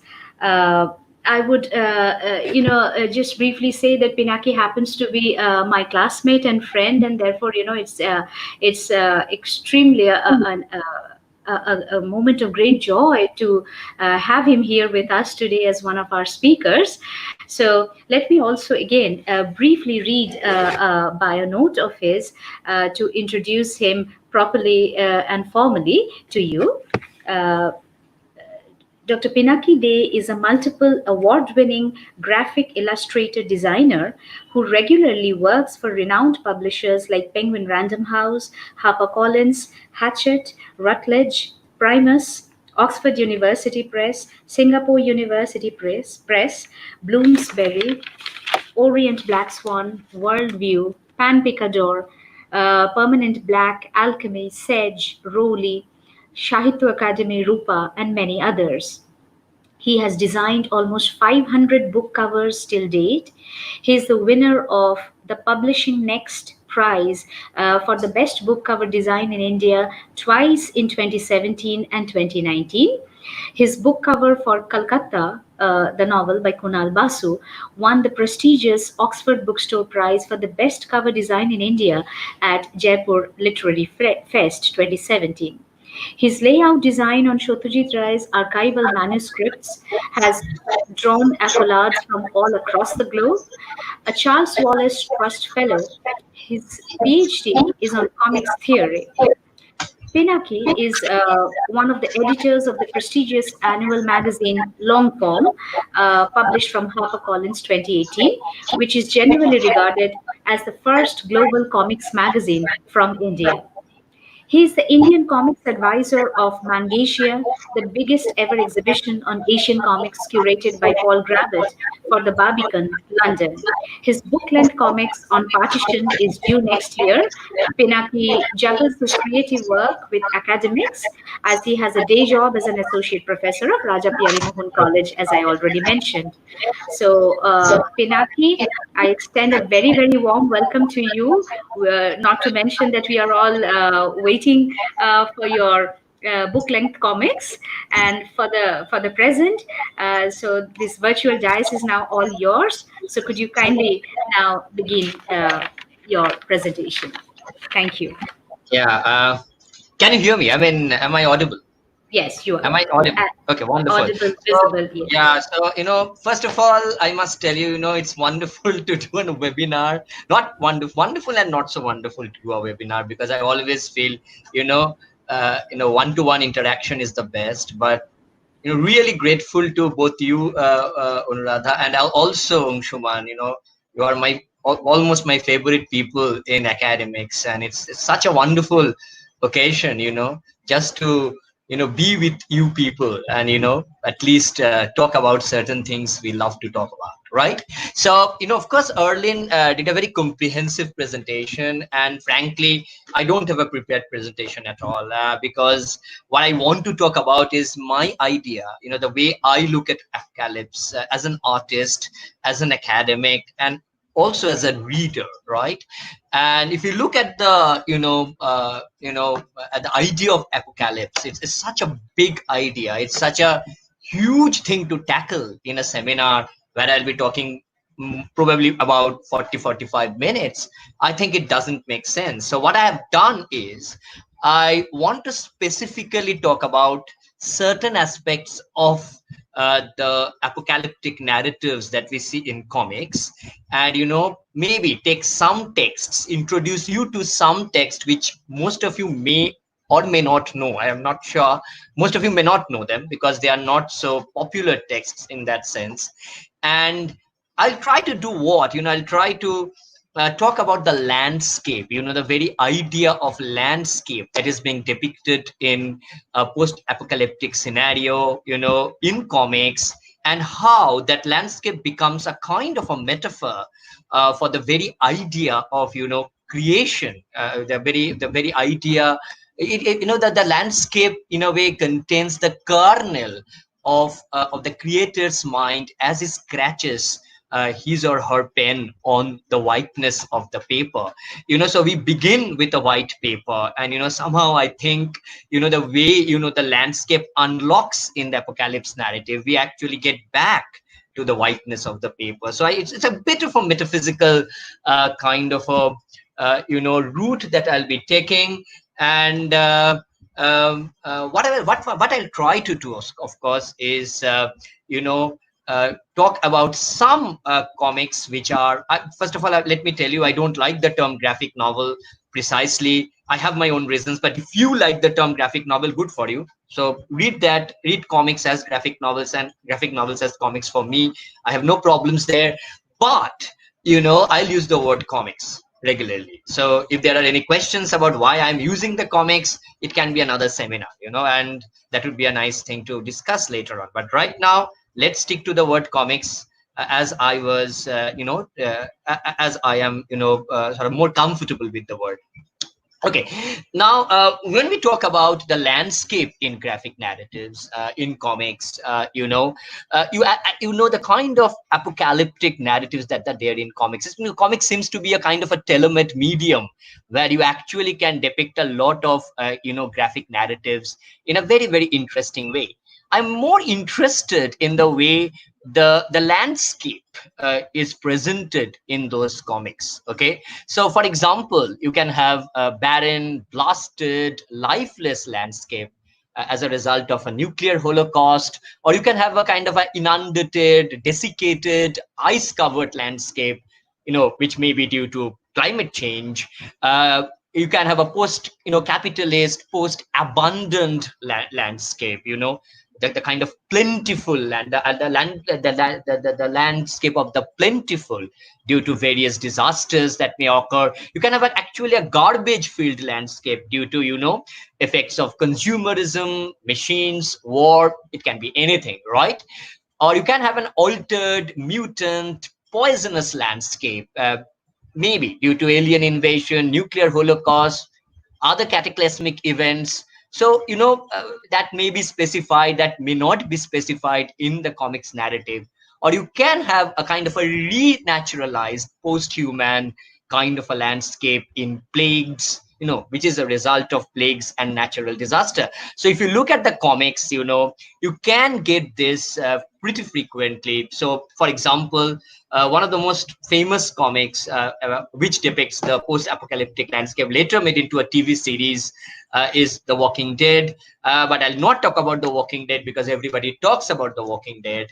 And then, of course, you can also have this amazing manga like, Akira, for example, which again was made for TV later on, which can be, emblematic of the kind of landscape I'm talking about.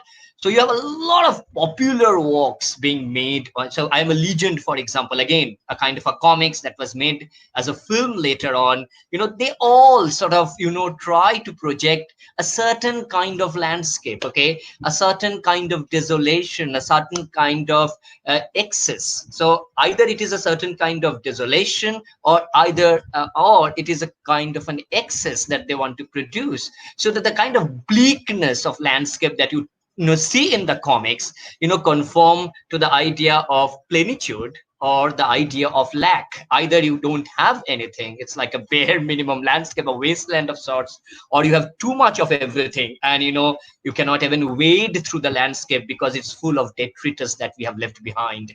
So that's the kind of thing that you can always have in comics. Now, let me, I don't know, I will share screen first of all. So first of all, let me talk about a comics that I really like. First of all, let me share the screen. Let me share the screen, and please tell me whether, the screen is visible to you. Can you see my screen? Can you see my screen, all of you? Anuradha, Angshuman, can anybody see the screen? Is it visible? Hello? Hello? Yes, it is visible. Okay, wonderful. I wanted that confirmation. So, okay. So the book that I'll discuss first, yes, I'm sorry. So the book that I'll discuss first is this book called Letter to survivors. It's an old book. It's a French book, just translated, to English. And I feel that it's a book that we need to talk about a lot. Okay.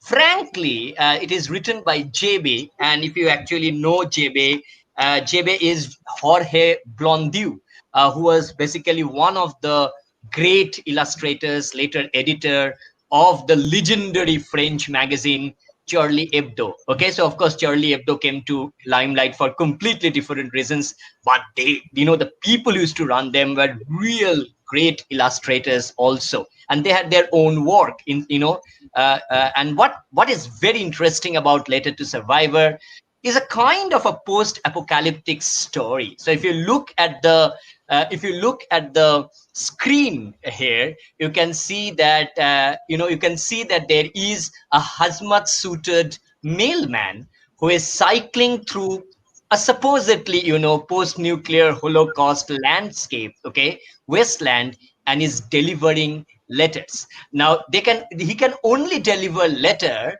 through a kind of a periscope type opening. So of course you may ask, who is he delivering the letter to? So of course the mailman comes. The mailman is out in the open, and you can see there is nothing in the landscape except some small things here and there. And the mailman actually get the letter to a family which is there inside the bunker. Okay, so the family is within the bunker, and the mailman actually delivers the letter. So now these letters are not in a way business as usual correspondences, okay, but rather they are stories. So the letters contain stories which are basically the surreal and cryptic retelling of the past. So what I want you to concentrate here is, of course, the concept of space, and also the concept of time. And of course, as we all know, the comics narrative in a way visually always try to play around, of course every narrative do, but comics narrative visually also try to juggle between the very kind of space between the kind of interaction you have between space and time. So what is happening is that later are basically surreal, cryptic retelling of the past.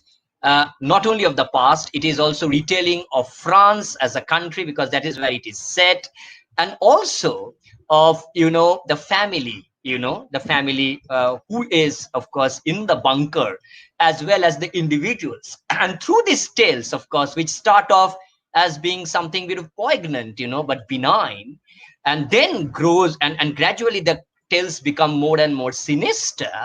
And you can see the family is actually getting what I called acquainted with stories which otherwise they would have forgotten. So the letters are like what I call memory souvenirs, which are delivered by a postman, hazmat clad postman in the present, but the letters themselves are like memory tokens of the past.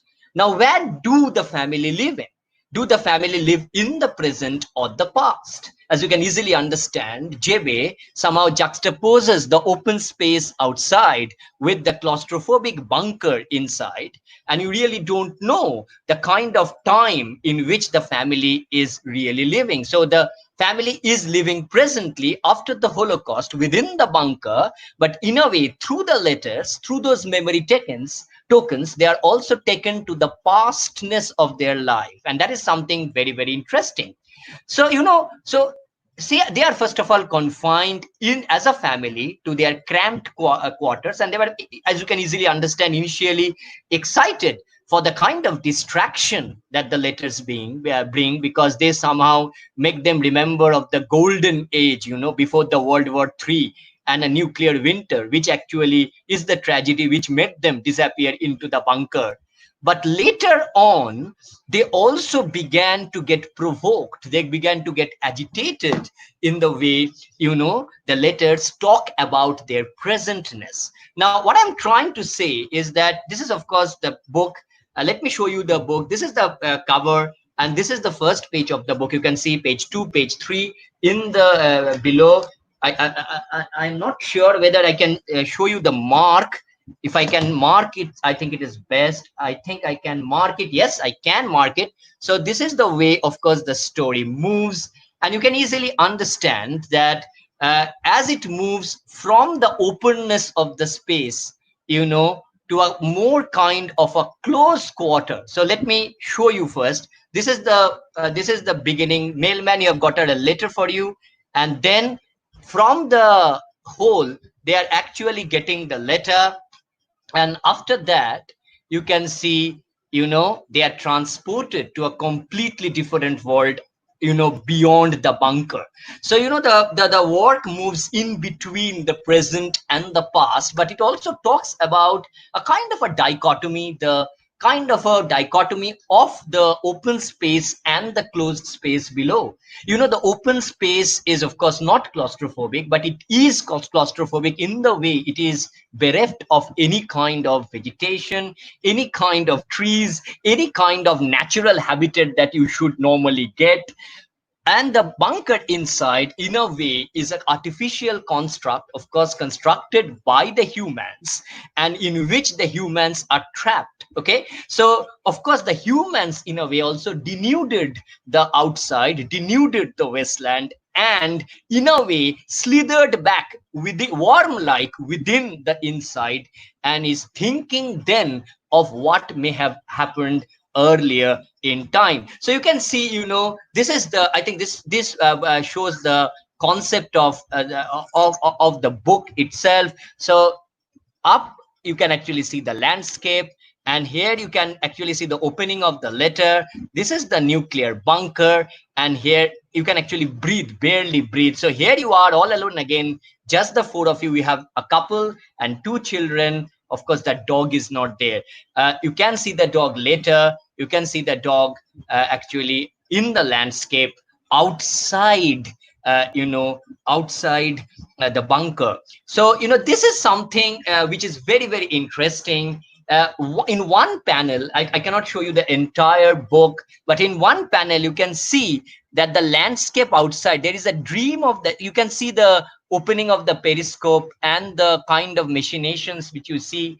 But here you can see the landscape which is intact, but in the next panel that it is only a hallucination of the omniscient narrator, because all this disappeared in one go. So what was there earlier disappeared in one go. So just a kind of a panel stroke enabled, a picture perfect photograph like landscape getting completely denuded, almost getting evaporated at an instant. Even the dog gets evaporated. So what I want to talk, so this is of course very, very interesting.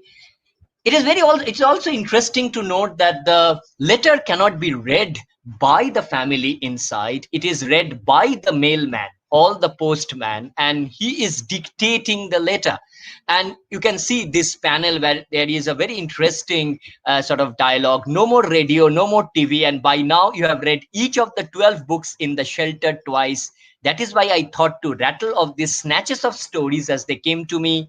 Pick out a choice spot to picture yourself listening to them: a garret, a hammock, a thatched hut, or a seat by the fireside. Of course, all these never exists, but it is as if, that hazmat-clad mailman is trying to rejog, the very setting of the storytelling session that you otherwise would have had if this was a normal world. But of course, this is not a normal world. This is not the world that you are living in. And you can easily understand this is a world where, spaces somehow collapses, opens up, sometimes as memories, sometimes as illusions, sometimes hidden from within the bunker, sometimes from the word that are there in the letter. Sometimes it is also there in the way the mailman talks about them, the way he narrates this story through. And it's very, very interesting is, the idea of the mailman as the narrator, and a narrator in a post-apocalyptic scenario. I always have this feeling that JB is almost trying to mock the way he is writing, the very act of writing this work, the very act of writing this work is to look at the work from beyond time and space and to read it in a very post-apocalyptic scenario where all the anchors of the narrative have disappeared and where everything that you see somehow gets, coalesces into a kind of letters, the words for you. So what comes out to you are only words or letters that are there, that form the text of the letter. So the text of the letter are the stories that you tell, and those stories are the stories that you can live with, because outside that there is nothing which can prevent you from being, from being out of your comfort zone. I don't know whether I'm making sense, but this work, I always feel this work to be a very good introduction to the kind of, theoretization I want to do about, let me stop sharing for a second and get back to, what I can say to my real self, because sometimes I feel, doing a lot of screen share doesn't allow you to have a eye contact, so that's something I feel more reassuring. So I began with Gebe intentionally because here space is demarcated. Okay, you can have a open space and you have a bunker, but they are demarcated space. They are space which are different from each other. They are physically demarcated. They are, of course, they may be demarcated by time or not by time. That's not a matter of much importance, but they're physically demarcated. So you have a kind of an open space which is very claustrophobic, and a claustrophobic space which is in a way always closed, enclosed, and totally claustrophobic.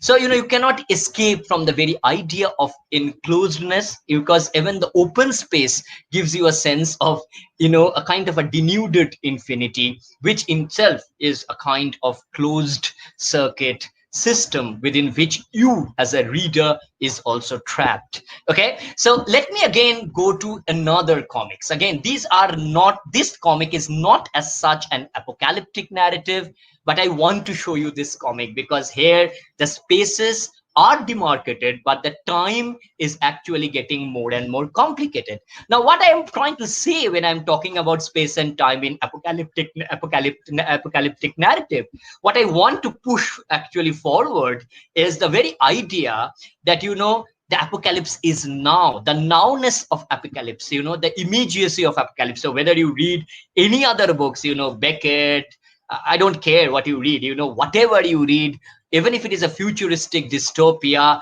the very idea of apocalypse is also the kind of nowness which is always a kind of nowness that we always carry within us. Apocalypse is that immediacy that we carry within us. We are all deeply fearful of the way it can crowd our brains. It can actually enclose our entire system and make us more automaton like. Let me again share the screen. I hope you can share see the screen again.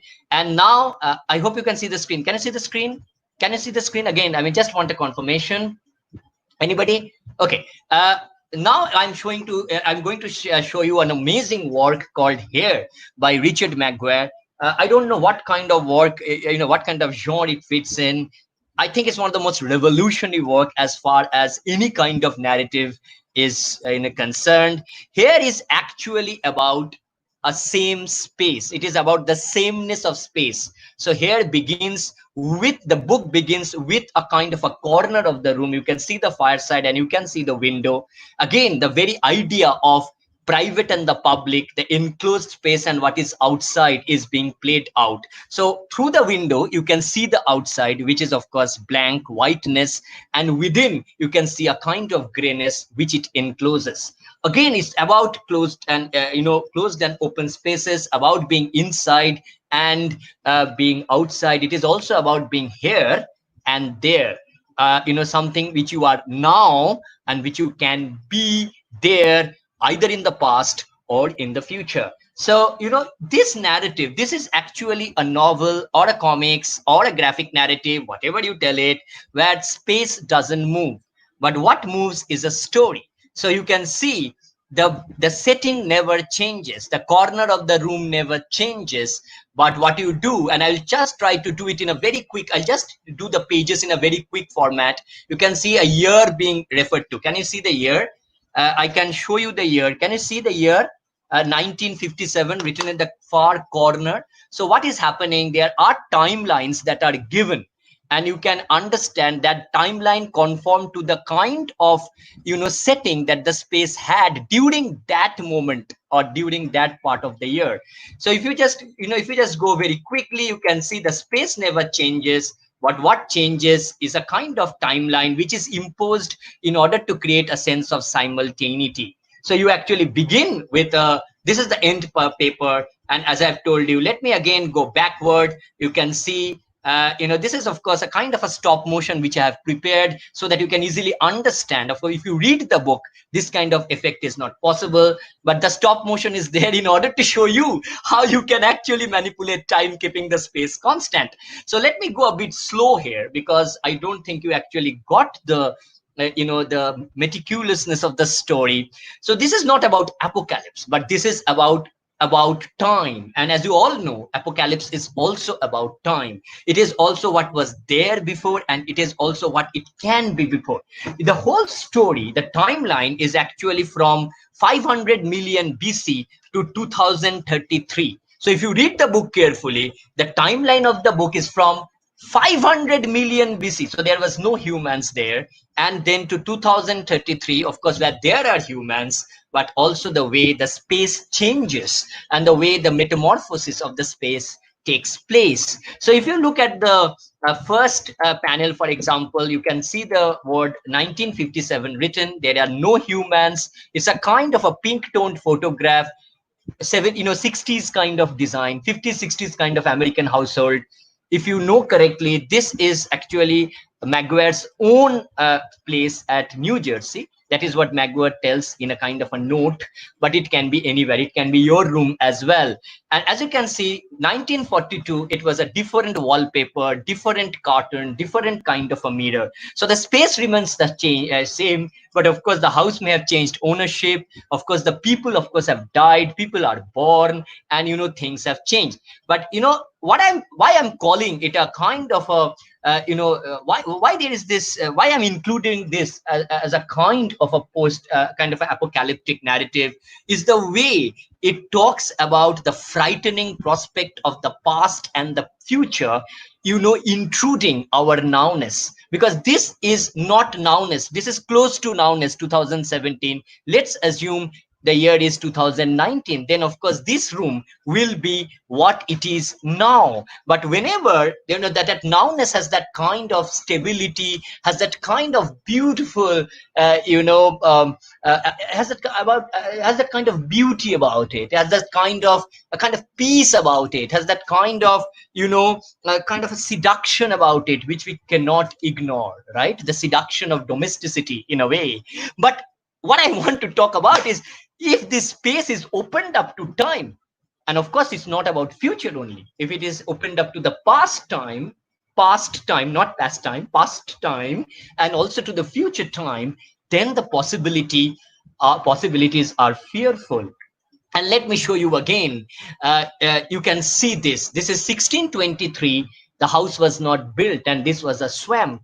So you can see in the earlier year, 1957, there was this lady who was in the house, and it is actually put in the inset.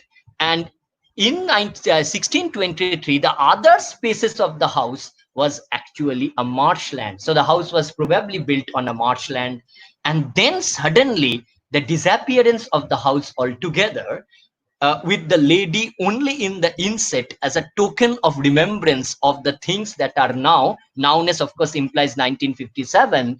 And the pastness of 1623 induces a kind of fear within us, a fear of being left in a scenario where no humans inhabit. So the very idea of post-human apocalyptic scenario can also be evoked in the pastness of time. So it is not only that you have to travel in the future in order to talk about apocalypse. The very idea of apocalypse is in the way the humans are effaced from the pages of the narrative. So when the humans slowly gets effaced, that's a deep lying fear within us, that when, of course, it's also there in Godot, for example, and I can explain it if I'm giving time later maybe, but the very idea of denuding the page, of making the page bare, of making the page getting, the human anchors out of the narrative, that induces a sense of apocalypse within us.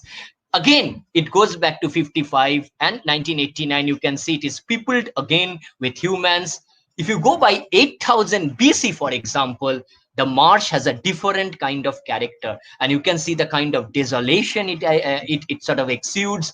And the humans which are there in the inset talking in 1989 probably couldn't have imagined that in 8000 BC, the space that is beside them, the place where the fire, was kept, could have been this kind of sinister calmness, sense of sinister calmness about it. Again, 1009 BC, you can see the landscape as something different. 1573, again, the landscape changes. 1637, again, the landscape has a different feel to it. And 1763, you can see a kind of a structure coming up, trees being cut, and the space being cleared up to build a kind of a space for domestic interaction between humans. So and again, say 1766, that thing is actually built. The house was destroyed in 1783. So there was a fire that destroys the edifice, which in a way is also the metaphor of the structures collapsing into a kind of, nothingness, which is subsumed within a landscape of, no value within quote to the humans, of course. So again, it sort of intercuts it between the idea of domesticity and openness.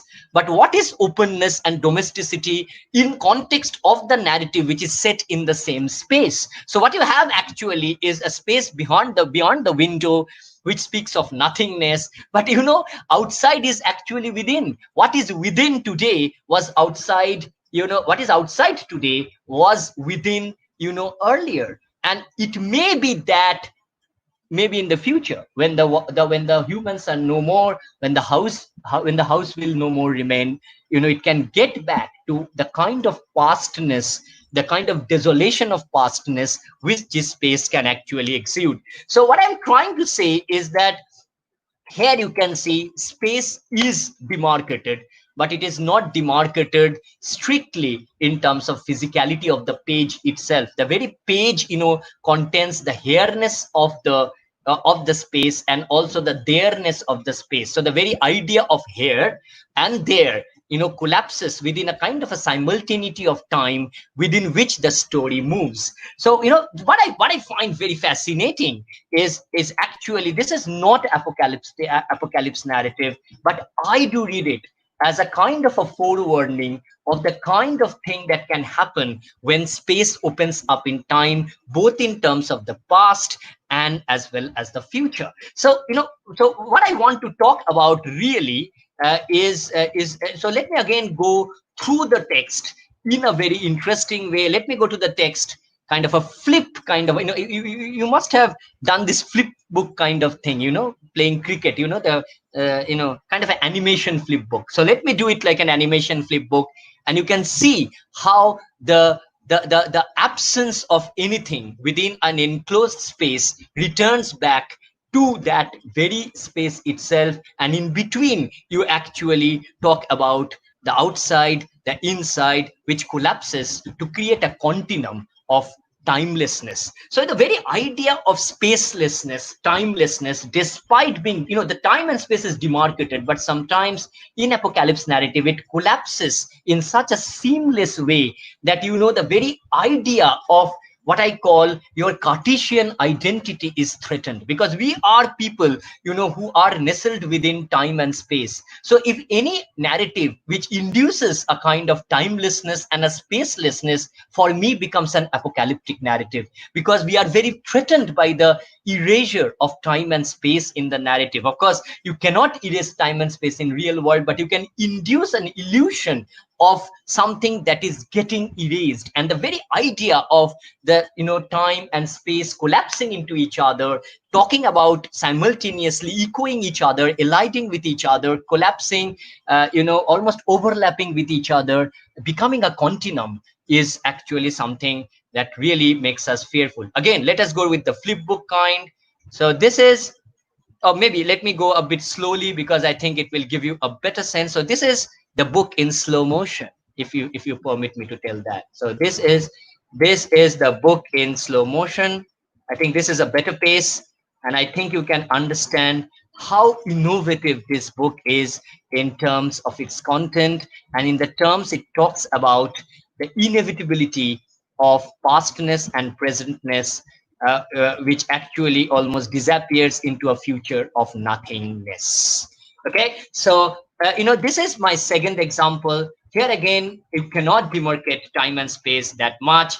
Let me get back to my own self. I hope I don't know. I hope you get a sense of what I'm trying to take, because frankly, I must tell you, I'm not interested in just making a kind of a list of apocalyptic narratives, because you can just go to the internet and get those. Let me get back to the next kind of comics that I want to talk about, and this is again very, very unique. This is not a comics as such. Many people call it a picture book, and the one that I will show you is is a work called Cages. Okay, and the cage. Let me again share the screen. Let me again share the screen.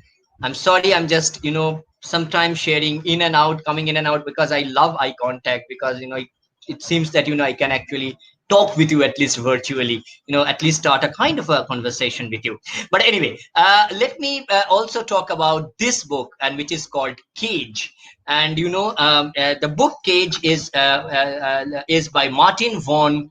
This is a very old book. It's a kind of a book that in a way ushers in the very idea of artiness of the comics or the graphic novel, whatever you want to talk about. And I always talk about this book, because it is actually about the way graphic panels are constructed. As we all know, graphic panels are constructed within mostly rectangular spaces. And I personally feel this is Martin Vaughan James, The Cage. And I think the cage is a metaphor of the panel within which the pictures and the words, the texts and the visuals are nestled. So they are in a way a kind of extended metaphor of the very idea of comics itself, because the panels are like cages. Now what I want to do is, of course, to break away from the cage. How do you break the panel? How do you find the scar and the wound within the panel to break free of the panel and talk about the space outside the cage? So what I'm trying to talk about, the cage actually is about wordless. It's a narrative which has got some words, but there are no humans. Again, we don't know whether it's an apocalyptic scenario, a post-apocalyptic scenario. It probably is, but nowhere there is a mention of an apocalypse. So what you get is, of course, a kind of a bare landscape and a cage which contains a piece of that landscape. Of course, you can, beyond the cage, you can see the infinite space of that bareness of landscape. But within the our cage is also there to at least geometrically bind some of the space inside that bareness. Now if you look at the cage, let me show you the work, because this is the book. So the cage begins with barbed wire, and from the barbed wire you can see the landscape. Again, if you look at the metaphor of looking inside and outside, whether you are in the time or out of the time, and the way you are looking at a narrative is being talked about here. The cage is without any humans. What it talks about are only the things that we have left behind. The humans have left behind the detritus of their living, the detritus of their consumer world, the cameras, the pictures, of course, things from nature, whatever is left behind is being talked about. So in a way, it's a book about objects, but without any human touch. Of course, a human touch means there are no humans touching those objects. So they were touched earlier. That is the hint. So they were used by the humans earlier. But what you are looking at is a pure, desolate landscape.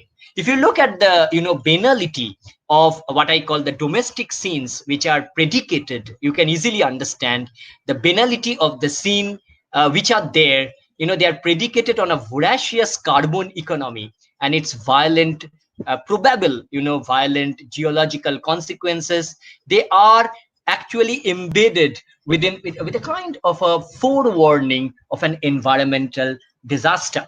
What I really like about Cages is the way it works. The way the image. Let me show you this, because otherwise it doesn't make sense.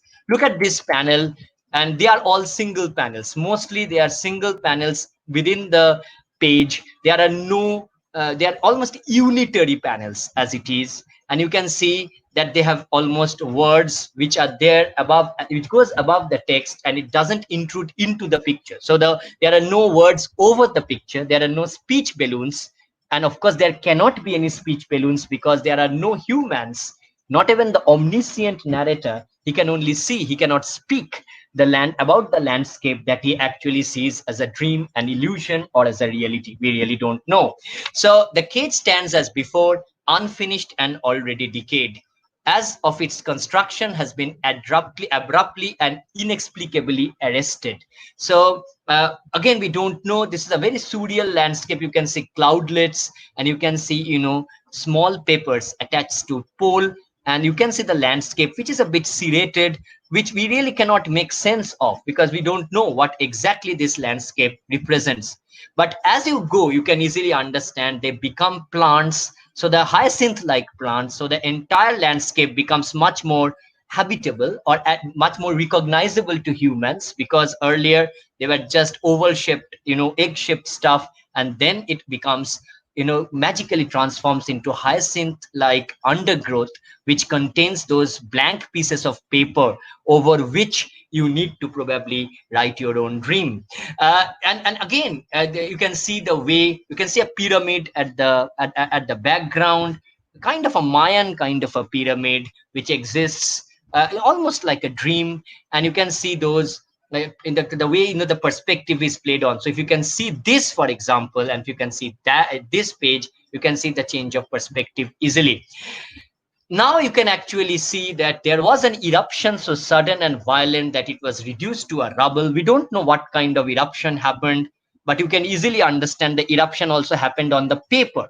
So the paper was blank. Can you see the paper was blank earlier, but the eruption happened and all this was reduced to nothingness. So is the author trying to imply that the eruption happened in the mind of the author, the inkiness of eruption? Is the author destroying the landscape by the very inkiness, by the ink with which he is actually drawing the landscape? So you can understand the metafictional underpinning, or what I call the meta-creative underpinning of the very narrative. And this is also something which I find uncannily interesting in apocalyptic narratives. There is always that idea of destruction being played out in the mind that somehow finds a kind of a real visual depiction within the narrative of the apocalyptic films or books or comics or whatever it can be, animation films, whatever. The medium can be anything. So the very inkiness, the way the ink is splattered on the blank pages actually creates the eruption. So the eruption may be the eruption within the mind of the artist who is actually seeing. Once the eruption happens within the mind, you can see that the landscape is more desolate than ever. Again, there is a change of perspective, and you can see that there is an elaborate structure of which the cage is only one of the feature. But again, you can see the cameras. You can see the cameras through which, the telephones. But these cameras or telephones are also juxtaposed with ink that has splattered. Now, the ink that was within the page is now floating around the cameras, and they are objects, of course, but in the way they are drawn, they are very malleable, and you can think that they may not be real objects. They may be the objects of your dream. So of course, as you can understand, camera, telephone, and the movie camera, or they may be all metaphors of eyes, ears, of vision and sound, and they actually create this hyper real world of something that exists yet doesn't do. So so the very idea of effacing something, the idea of creation involves a kind of effacement of something that was there, and until you efface that what was there and then create something out of that destructive destruction, out of the detritus of destruction, you cannot create the work. So in a way, the very idea of the cage is maybe the cage of the mind of the creator who is creating this masterpiece. Now if you go again in the narrative, and as you move in the narrative, you can see that the world becomes much more surreal, much more disjointed. Things began to fly apart, almost defying gravity. And as it flies apart, it also concentrates on the splotches of ink that almost mark every page at almost regular intervals. So you can have, they are almost like the, have you seen the Rorschach, Rorschach's kind of mark that is normally used? So that kind of mark almost splatters all through the pages. And then suddenly from the outside, this is of course the outside, you actually enter inside of a domestic room, and within the room you can see sand seeping in. So again, a very surreal kind of, it's straight out of a Dali masterpiece. And you can see that this is a domestic space, but this is also a space where the outside is creeping in. So this is inside, but the outside is also creeping in. And there will be a time when the inside will be, completely filled up with the outside. So again, you see the same kind of thematic concern of the way the inside and the outside collapses. The very idea of space and time collapses in order to create a sense of vertigo within us, in order to almost assault the very, Cartesian idea of stability with which we, we anchor our identity in everyday reality. So we try to, anchor our very self in the very idea of time and space. We are a creature made out of time and space. We cannot ignore that. And the very basis of stability on this earth is the way we actually make sense of time and space. But when you actually create this kind of convoluted idea of time and space, even an illusion of it, suddenly the world of apocalypse opens up. Everything collapses, and everything seems to tumble out of nothing. Of course, you can always remember the very interesting film Inception, where everything is not what it seems, and time and space somehow coalesce together in order to create a kind of formlessness, a kind of timelessness, and a kind of spacelessness, and where you are yanked out of your comfort zone. Your comfort zone is your zone in time and space, and once you are yanked out of your comfort zone, you are reduced to a kind of a ruble who is floating in and out of time, and you cannot make sense of it the way you should have made sense if you had a kind of an anchor in the very reality of any kind of situation. So what is very interesting in cages is again the very idea of time and space, the very idea of inside and outside, is the very idea of now and then, is also the idea of the past and present all collapsing together within a kind of a kaleidoscope, which in a way echoes each other to create a mishmash of what I called repetitive dreams. And when you see those repetitive dreams being played out on a plane beyond time and space, or at least on a plane purportedly beyond time and space, you have a sense of a moving apocalypse. You think the ground under your feet is moving. Everything seems different from what it could have been. Everything seems a bit illusory. Everything loses its dimension. What is actually easily understandable suddenly collapses into a kind of formlessness.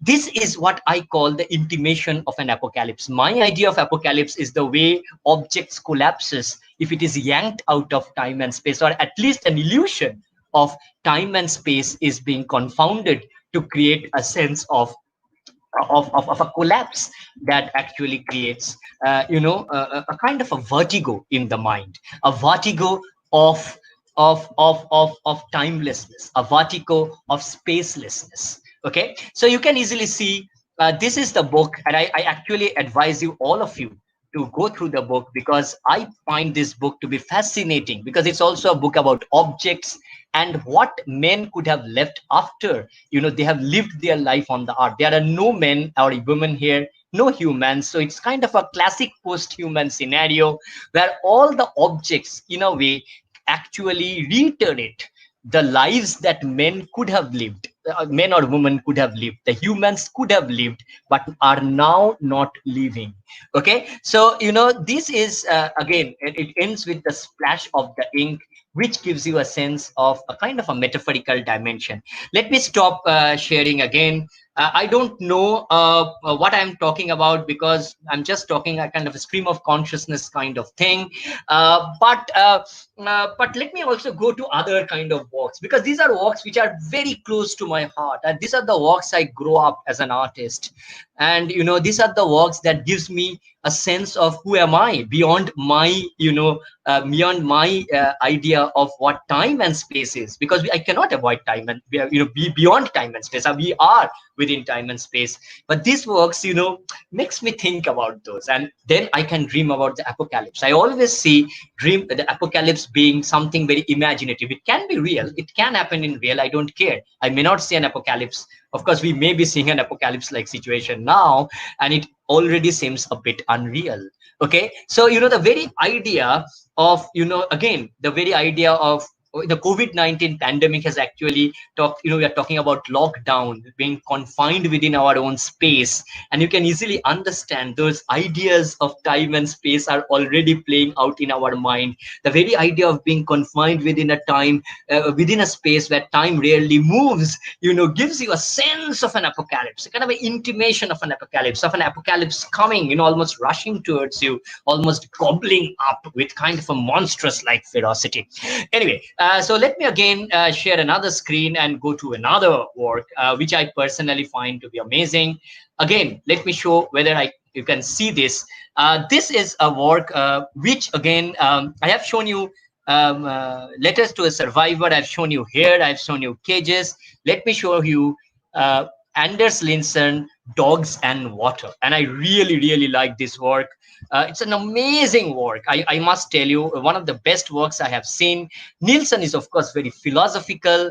And this, again, is about a very denuded landscape, a landscape where nothing really happens. So Dog and Water, in a way, chronicles a piece of a lonely journey without origin or destruction. So we don't know whether this is a landscape which actually has the origin story in mind, that is before the humans arrived, or this is landscape which is actually a post-human apocalyptic scenario where there is only one survivor. Of course, a young man is, of course, wandering. You can see a young man is wandering, carrying a teddy bear as a companion, which inertly, in a way, endures his desperation, anger, and musings on the way. You can easily understand that this is a road that will never end. In the very first page, you can see that there is a sense of a vanishing point, and that vanishing point varies at various parts. First of all, there are no hard panels. There are no square panels, because if you actually contain these images within panel, you destroy the kind of infinite, the kind of intimation of infinity that this work is trying to talk about. What I'm trying to talk about, that this is a road to nowhere, and this man is traveling, and of course he will encounter something in between, but he will continue to travel. So it's a road to nowhere, and it's a road from nowhere. So we don't know. So we don't have an end point. Again, the very idea of telos, at the beginning, the origin and the telos is almost being effaced, and you are almost floating in a kind of nowhere. You are floating in between, the in-betweenness. So there is no point A and point B. That is what I'm trying to talk about. Whenever there is a specific point A and a specific point B, and you travel from point to A to B in time. So let me, show you this, because I hope you can make out. So So, oh gosh, I cannot show you this. I'm sorry. Let me show you this in a different space. I'm sorry. I'm taking a bit of time. I'll not bore you more because I have 2-3 more examples to talk about. They are very interesting Indian examples. I really don't know whether I'll get time to that because the time is not much. But still, let me show you. Oh gosh. What? Yeah. So this is it. So can you see a kind of a blank space within me? And I am drawing. So you can always talk about a point A and a point B. So you can travel from point A to point B and from here. But the very idea of traveling from point A to B also talks about an anchor. So you are dropping an anchor at point A and you are dropping an anchor in point B. So you are basically literally mapping A in both time and space. So you are traveling from a known time and space to again a known time and space. But if you actually efface these points, if you erase these points and you are only talking of this space where time and space may collapse and fall into each other, you have that sense of apocalypse because the very idea of time and space gets yanked out of your system. That gives you a sense of apocalypse. That is what I'm trying to make sense of. So let me get back to Dogs and Water. And you can see this man is traveling in a space. He's talking to himself. He's talking to the, to the dog. And you can see the landscape is cold, probably because he's wearing a jumper, and of course bleak with few landmarks, and offers only precarious encounters with animals and armed men. So there are some encounters, but the encounters are with either armed men. You can see the armed men. A bus travels with a man pointing a gun towards him, or there are animals which are very dangerous. So there are animals which also sometimes sort of he encounters.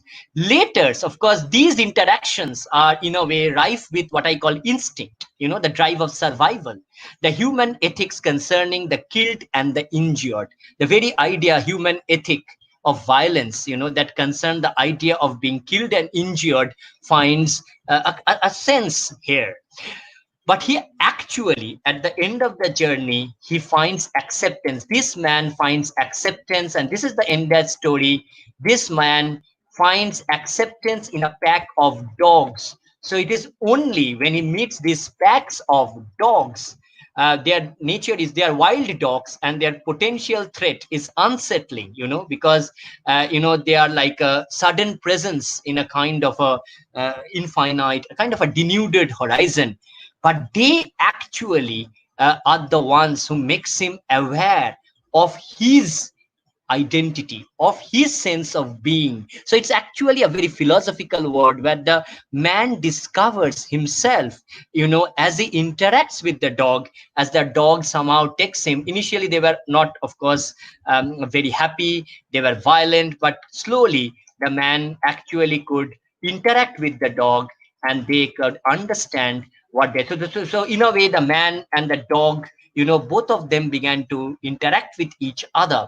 What I'm trying to talk about is, in a way, later, if you go to the novel, the land also become in a dreamlike state. The endless land actually becomes a vast body of water, where the boat where he's, in which he will travel, will actually float in a kind of a subconscious space. And on the land, the road will disappear, because as you go through the work, you can see the road is not anymore. So in the beginning, you can see there's a lot of road. Can I show you again? So in the beginning, you can see the road. You can see the road is there. There is a reference to the road. But as you go through the novel, the road disappears, and and he actually continues his journey. So I can just go on. It's a very short novel. It's a 98-page novel.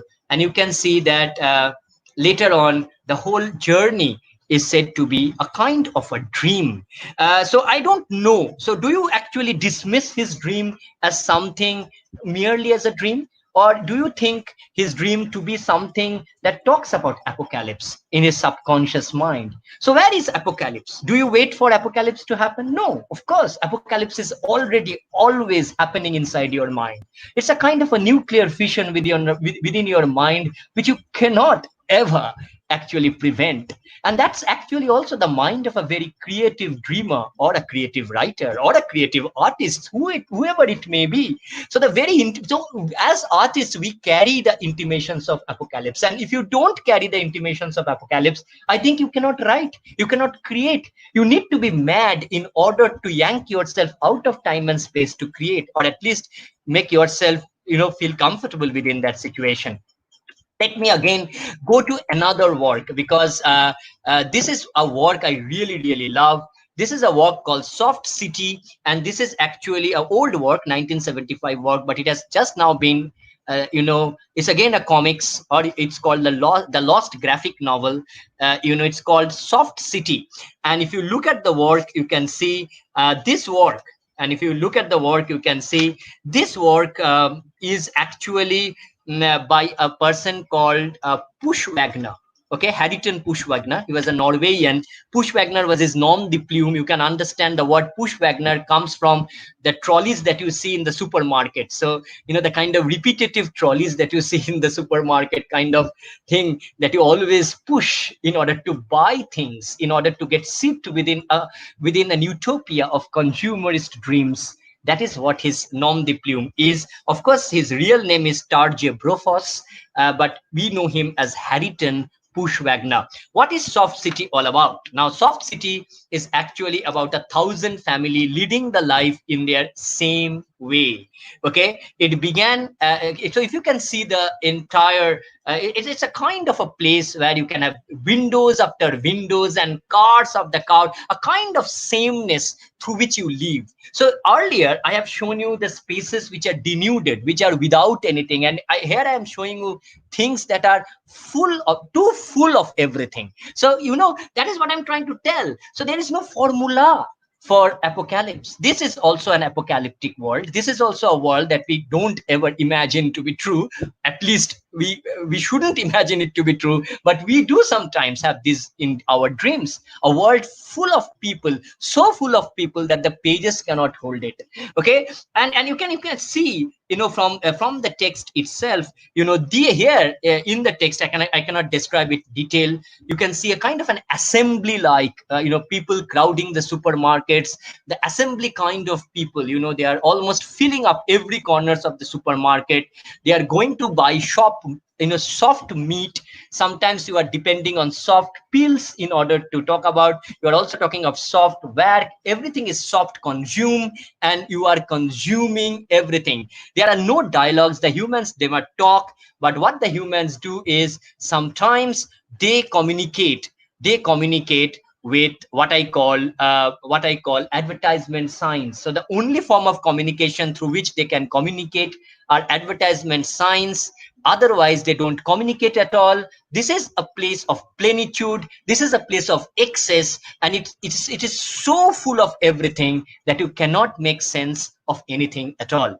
Of course, in the center, there is a person called controller, and there is a very interesting place in the panel where actually it is written who controls the controller, and nobody knows. So it's a city which is actually built on the very idea of control, the very idea of a kind of a super control. It is a city driven by machinery. It is a city that is driven by consumerism. It is also a city that is driven by excess, and it is a city where excess becomes a nightmare. Of course, we fear nothingness, but we also fear excess. There was a very beautiful question about Godot, where you are talking about Godot being something which is surfeit with excess, and it is also something where it is, because nothingness is also excess, is also nothingness. If you have a blur of excess, if you have too much of excess, it's a blur, and you have nothing to fall upon. So what I'm trying to say, I'm not talking about Soft City in detail, but maybe later, maybe one day I will get chance to talk about Soft City. But this also shows the kind of work now this is what I wanted to talk about. in terms of space and time. But there is also another concern which we find to be kind of very abiding in the comics world now. What is happening in India? Unfortunately, whenever we talk about the apocalypse in India, it somehow becomes somehow veers toward a kind of environmental kind of warning, because of course this is very pertinent in India. There are 3 works which I can remember. Of course, Appu Pen's amazing work. I don't know whether you know this, The Snake and the Lotus by Appu Pen, which is a kind of a post-disaster, post-environment disaster, post-human world that he's talking about. I don't have time today to talk about it. Maybe one day I will talk about it. And of course, you also have amazing work by our own Bengali Shorbojit Sen. Shorbojit is my dear friend, and this work called Carbon Kotha, where again, God is actually an exploitative, corporate guy who takes on a farmer. So God is literally dead, because he's now a corporate guy and he's taking a farmer on a conducted tour of Carbonopolis, a kind of a utopia which men has built, people have built through ideas of, convoluted ideas of environmental protectionism. So it's not real protection. We are not talking about real environment protection. We are actually talking of a very kind of a jargon-based protection world where nothing makes sense, at least for a farmer like Raghu, who is one of the protagonists of the work. And you also have an amazing work. Let me stop sharing. So these are the works I am talking about. I don't know whether you can see me. I hope you can see me. There is also this work called All Quiet in Bikaspuri by Sarnath Banerjee, where it's actually about water wars. It is set in Delhi, and it is actually about the water wars. The water wars are actually happening in Delhi now, of course, but this is a kind of a reimaginative mapping of the water wars that is taking place. This is, of course, The Snake and the Lotus by Appu Pen. You can have a look at this, but today, of course, I personally think I just wanted to talk about the way I look at apocalypse, because for me, I don't think apocalypse is imagined. It is a scenario that we may see in our real world. It may happen. So we can talk about nuclear holocaust and all that. We are surviving, right? But it is always there in our mind of what if we do not survive, or what if we survive, we are the only survivors. So apocalypse preys on the fear of being alone, or the fear of being too many people, of being with too many people who are not talking to each other. So apocalypse is actually about the way about the way we position ourselves without time and space. So without, of course, with bracket out time and space, if you realize what I'm trying to talk about. I could have discussed the Indian works in much detail, because I have a lot of things to tell, but I don't think it will take another hour, and it doesn't feel nice just to talk incessantly about certain things which I'm obsessed with. But I hope I've made a point about what I wanted to talk about. So what I always, it's a very basic theme, the whole talk, gibberish as it is, it can be reduced to one thing. Apocalypse is now. It is here. It is something that is happening always, and it is something that has always taken place in a way where we actually try to talk beyond our sense, a kind of a stabilized sense of time and place. This is where I end, but if there are questions, I can always take questions and maybe talk about other things as well. I don't know, Anuradha, have I taken, I'm sorry, I'm very animated. I'm always animated, as you have already known. You know me so well. So does Umshuman. But this is what I wanted to talk about. So it's not a kind of a list. And of course, Arlene has already given us a very comprehensive and a very interesting list. She has also given us a kind of a theoretical underpinning of the way we read apocalypse. So this is my personal take on apocalypse and the way I view apocalypse. So you may actually have a story like Snowpiercer or anything, but ultimately what is happening? What is happening with respect to what you see? That is what actually I think, and I find the answer to be very complicated. It's happening within my mind. That is what my answer is. Okay. Anything. I mean, No, yes, I yes. bored you. I have bored you people like anything, you know. No, I have, no way, Pinaki. That was a fascinating presentation, to say the least. And I'm sure we, all of us here, those who are together on the, the organizers part, or those who have been listening into you, I'm sure okay. they have all enjoyed it, and so have I. Just to point out, and we do have a few questions that we would really like to take up. So. Can I ask them now? Can I do that? Yeah, you can, of course. See, I mean, Yeah. I'm open to questions because that is what I do. I Sure. have questions myself about my presentation. Do you believe that? Okay, so the first question is from Paromita Dotto, and It is a dear friend. Again, okay, so friends asking she friends, what kind of setup is this? Sorry. apocalyptic, perhaps apocalyptic. No, not that. Yeah. Okay. So Paromita is asking, space as it appears is extremely cubist, at least in the way you have presented it. So why does this happen? Yeah, so I think Paramita, we studied visual, visuality in a kind of a same space, and Paramita, I think is right. Cubism, what is cubism? That's something I always wanted to answer.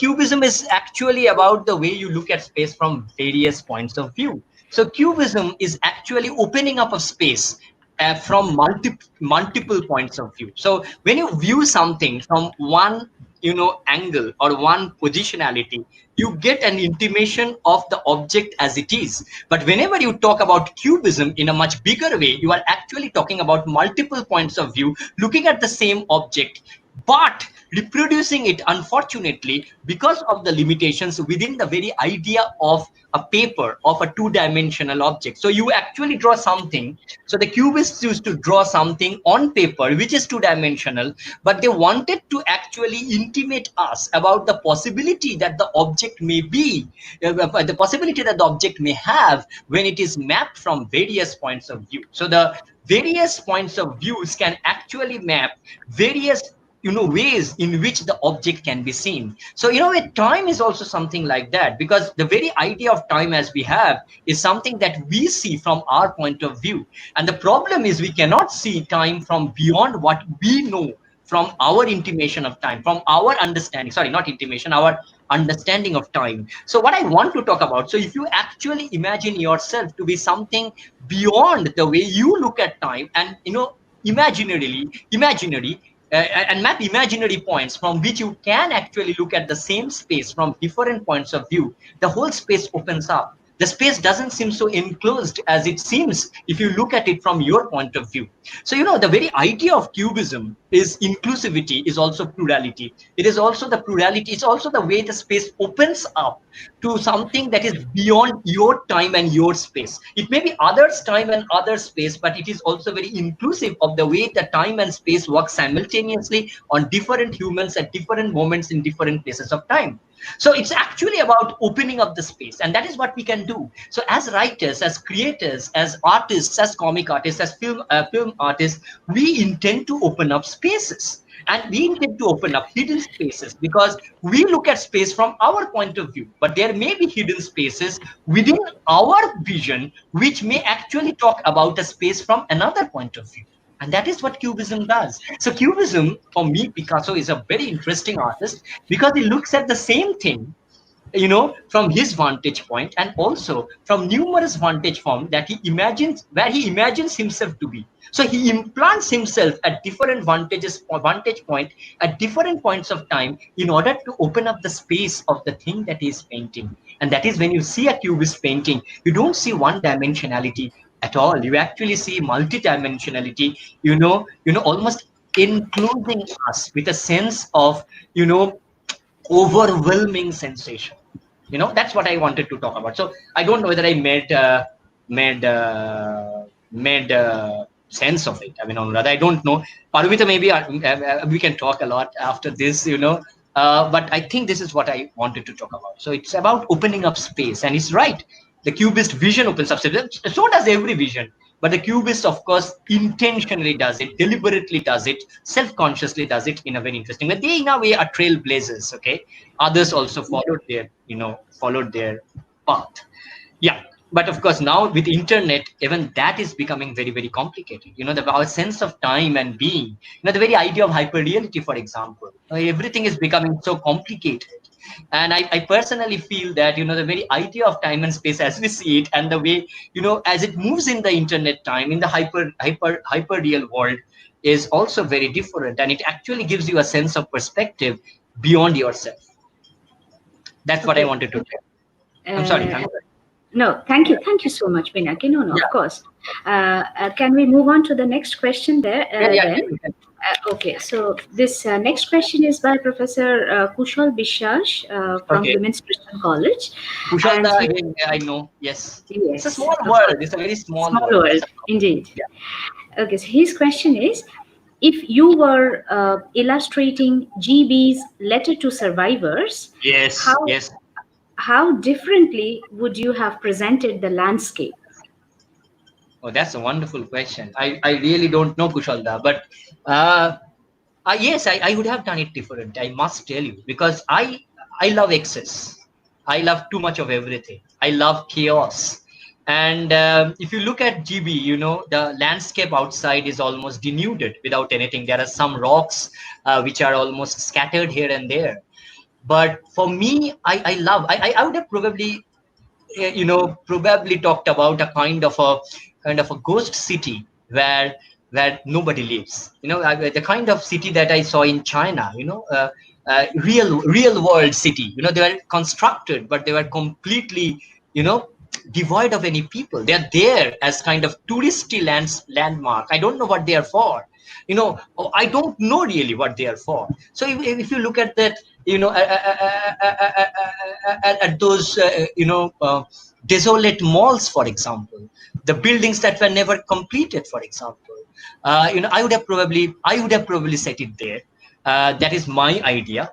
But GB is a great artist, and for him, I think the very he tried to contrast the vacantness of the landscape outside with, not contrast, he wanted to align the vacantness of the landscape outside, which is very open, with the vacantness that is inside the bunker, that the family feels within the bunker. I feel that, and I would have done it differently. I think, I mean, if that answers your question, Kushalda, frankly, I would have done it like probably it would have been set in a desolate place where we have construction but nobody lives, kind of a place where nobody wants to live. Okay, that kind of an urban, desolate, detritus like setup, full of urban detritus. That's what I'm trying to talk. Sorry.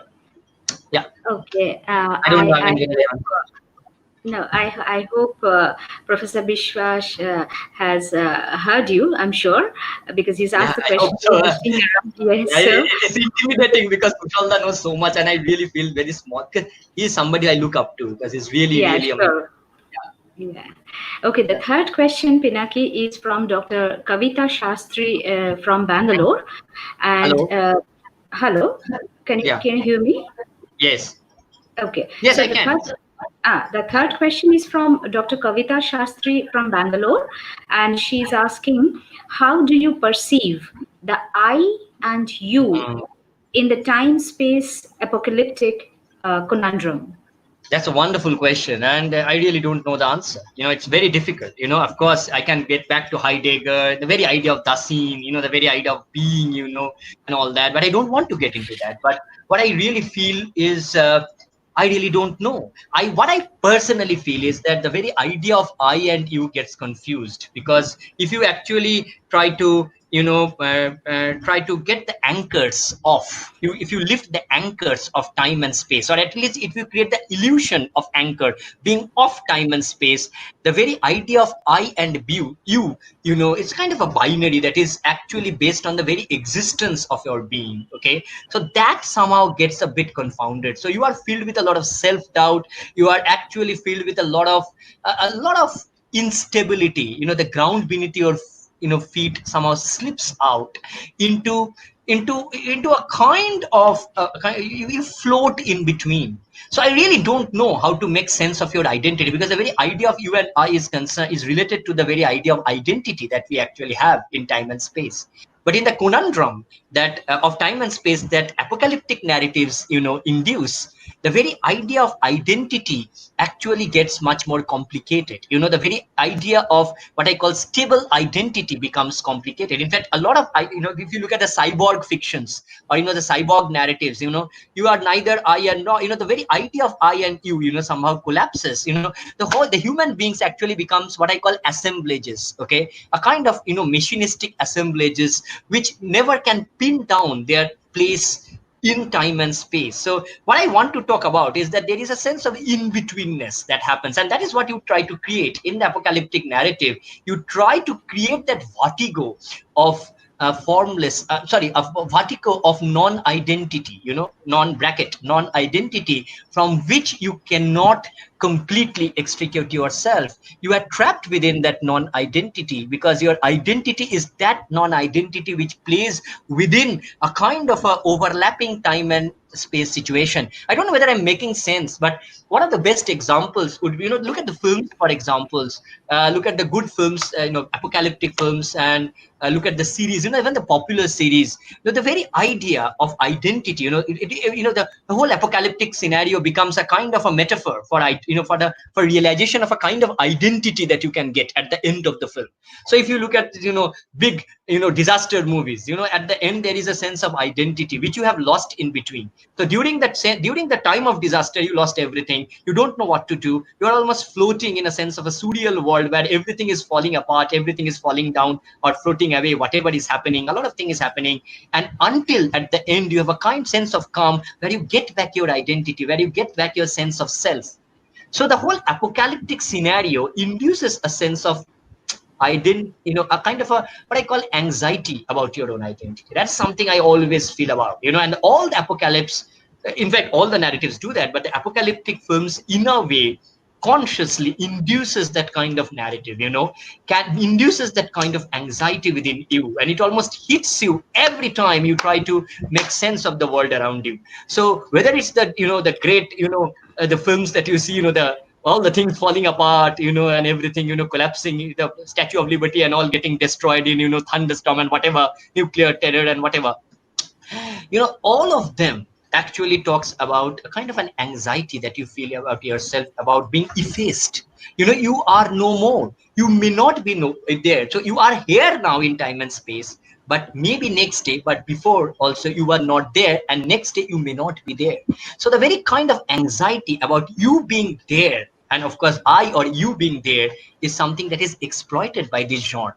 And this is something which is running at the deep core, at the heart of this discussion. The very idea of apocalypse is actually running at this existential anxiety of not being there yet not being yourself, being there but not being what you are, right? So that's what I actually think is happening.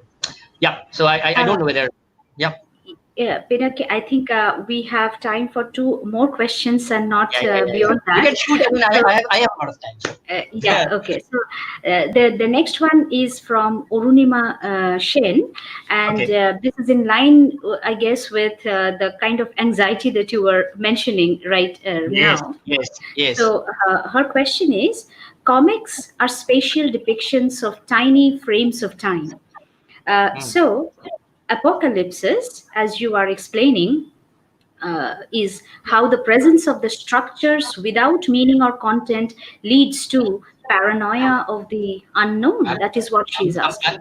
Amazing insight. I think that's what I'm hinting at. I think she got it, because so it's like a tiny time capsules being yanked out of its place within the page. So you have those time capsules. So you have these time capsules in space within the page, and you are yanking them out. So the very idea of structures without meaning and context, there is always a disconnect between the text and the context sometimes in the apocalypse narrative, because that's what you are trying to do. You are trying to confound that very idea of time and space. That's your aim, because if you can create that dilemma within yourself about the way time and space is spaced out within the page, about the time and space is laid out within the page, you actually, the very idea of paranoia is when you are not too sure about what to put in a page.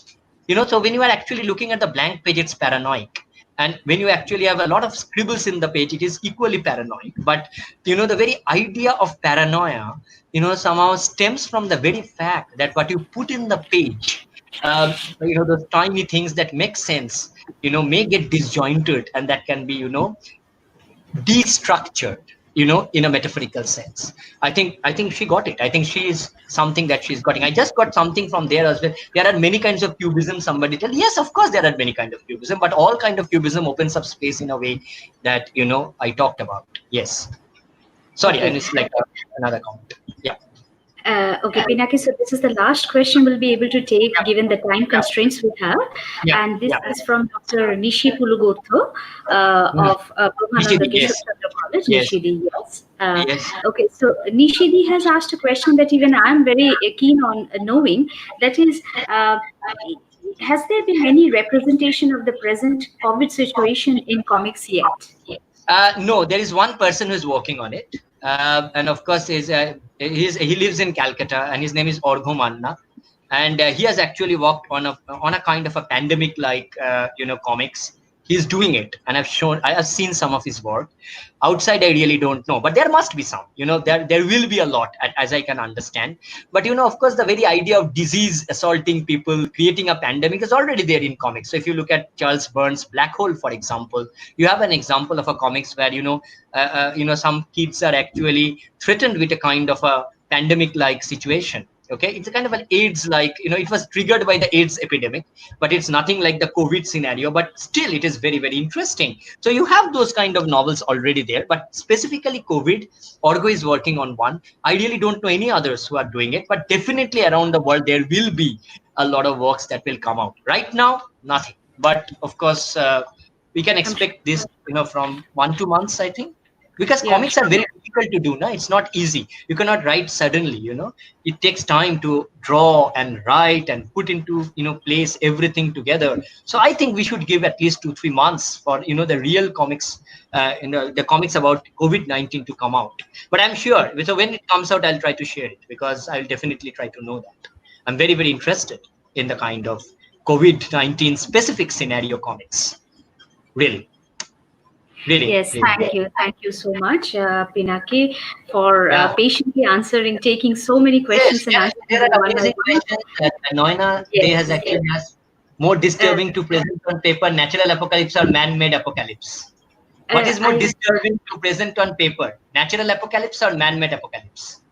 I haven't got the question yet. I don't know why. Question, it came out.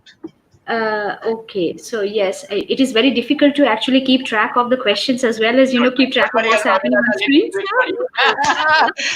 I don't know. Yeah, I don't know, Nainadi. I really don't know. I think both. I guess both in their own way. So natural apocalypse, or I don't look at it at different ways. Of course, there are different scenarios. There may be different scenarios. For me, it is the discomfort that you actually create. It's the kind of paranoia that you induce that is more important. So I'm more interested in the psychological effects of the apocalypse rather than whether it's man-made or whether it's natural. So for me, it's not important. Of course, everything will have a different scenario, but for me as an artist, I think it will be equally important to see this and that. But what is more important to know is the way the psychological aspects of the trauma that follows is dealt with. So for me, that's the deep ingrained fear of paranoia that you actually present on paper that matters. Because for us, we really, in a way, I've already told you, every creative writer always has an apocalypse going on in his head, and it is the way they sort of ink that apocalypse, in the way they put that apocalypse in paper. Because the very idea of scratching the paper, the whiteness of the paper with the pen, with the ink, with the brush stroke, you are actually destroying the pulp as you are trying to go. You are making furrows within the pulp. It's a kind of a metaphorical act of creating something that is always brewing in your mind. It's almost like a nuclear fission that is happening. That's what I'm trying to say. So it may be a far-fetched thing, but this is what I personally feel. Yeah. So yeah, so that is what I wanted. There was also paranoia or a kind of blankness. So another person has paranoia or blankness, stupefied rather than not petrified by an unknown fear. There is another question. Okay, Pinaki, I'm just sorry to butt in, but this is the last question you are going to take. Otherwise, it may be just, carry on forever. And we can carry until midnight. We cannot do that. So we cannot. We have already bored people to death. So let's not bore them further. Really don't know. I really don't know. Paranoia or blankness, again, difficult to tell. It's a mixture of both, I guess. Again, very difficult to quantify these things. So maybe what we talk about paranoia may be a sense of blankness. And what we think of blankness is a bit of a paranoia. So, the very idea of getting stupefied or petrified doesn't matter. The disturbance matters. The way you get disturbed, the way you get agitated, the way you get really walked up in, doing something, that matters. And that is what I'm trying to say. Sorry, I'm sorry. I mean, Anuradha, I've taken a lot of time. I've already bored No, it's okay. No, there's no question of being bored. We would have loved to listen to more. Only, we do have to wrap up because we have 2 more presentations tomorrow and the webinar. I am waiting to listen to Madhujadi and Sudhemta again. Yes. So that is the note I wanted to end this session with. Thank you so much, both Arlene and Pinaki. We've had a wonderful day. I must thank Arlene for a wonderful presentation, because she, in a way, made it easier for me, because she talked about everything I wanted to talk about. She summarized, and she also made, so important references to the theorists that have walked on the very idea. The theoretical underpinnings, yes, of course. Absolutely indebted to her, because she set the tone for this discussion, because this is much more kind of a personal take on my kind of artistic take on the way I look at apocalypse, rather than a more comprehensive take. So I personally feel indebted to Arlene for really paving the way for me to talk in a very easy way. Thank you. Thank you. The same. Yeah, okay.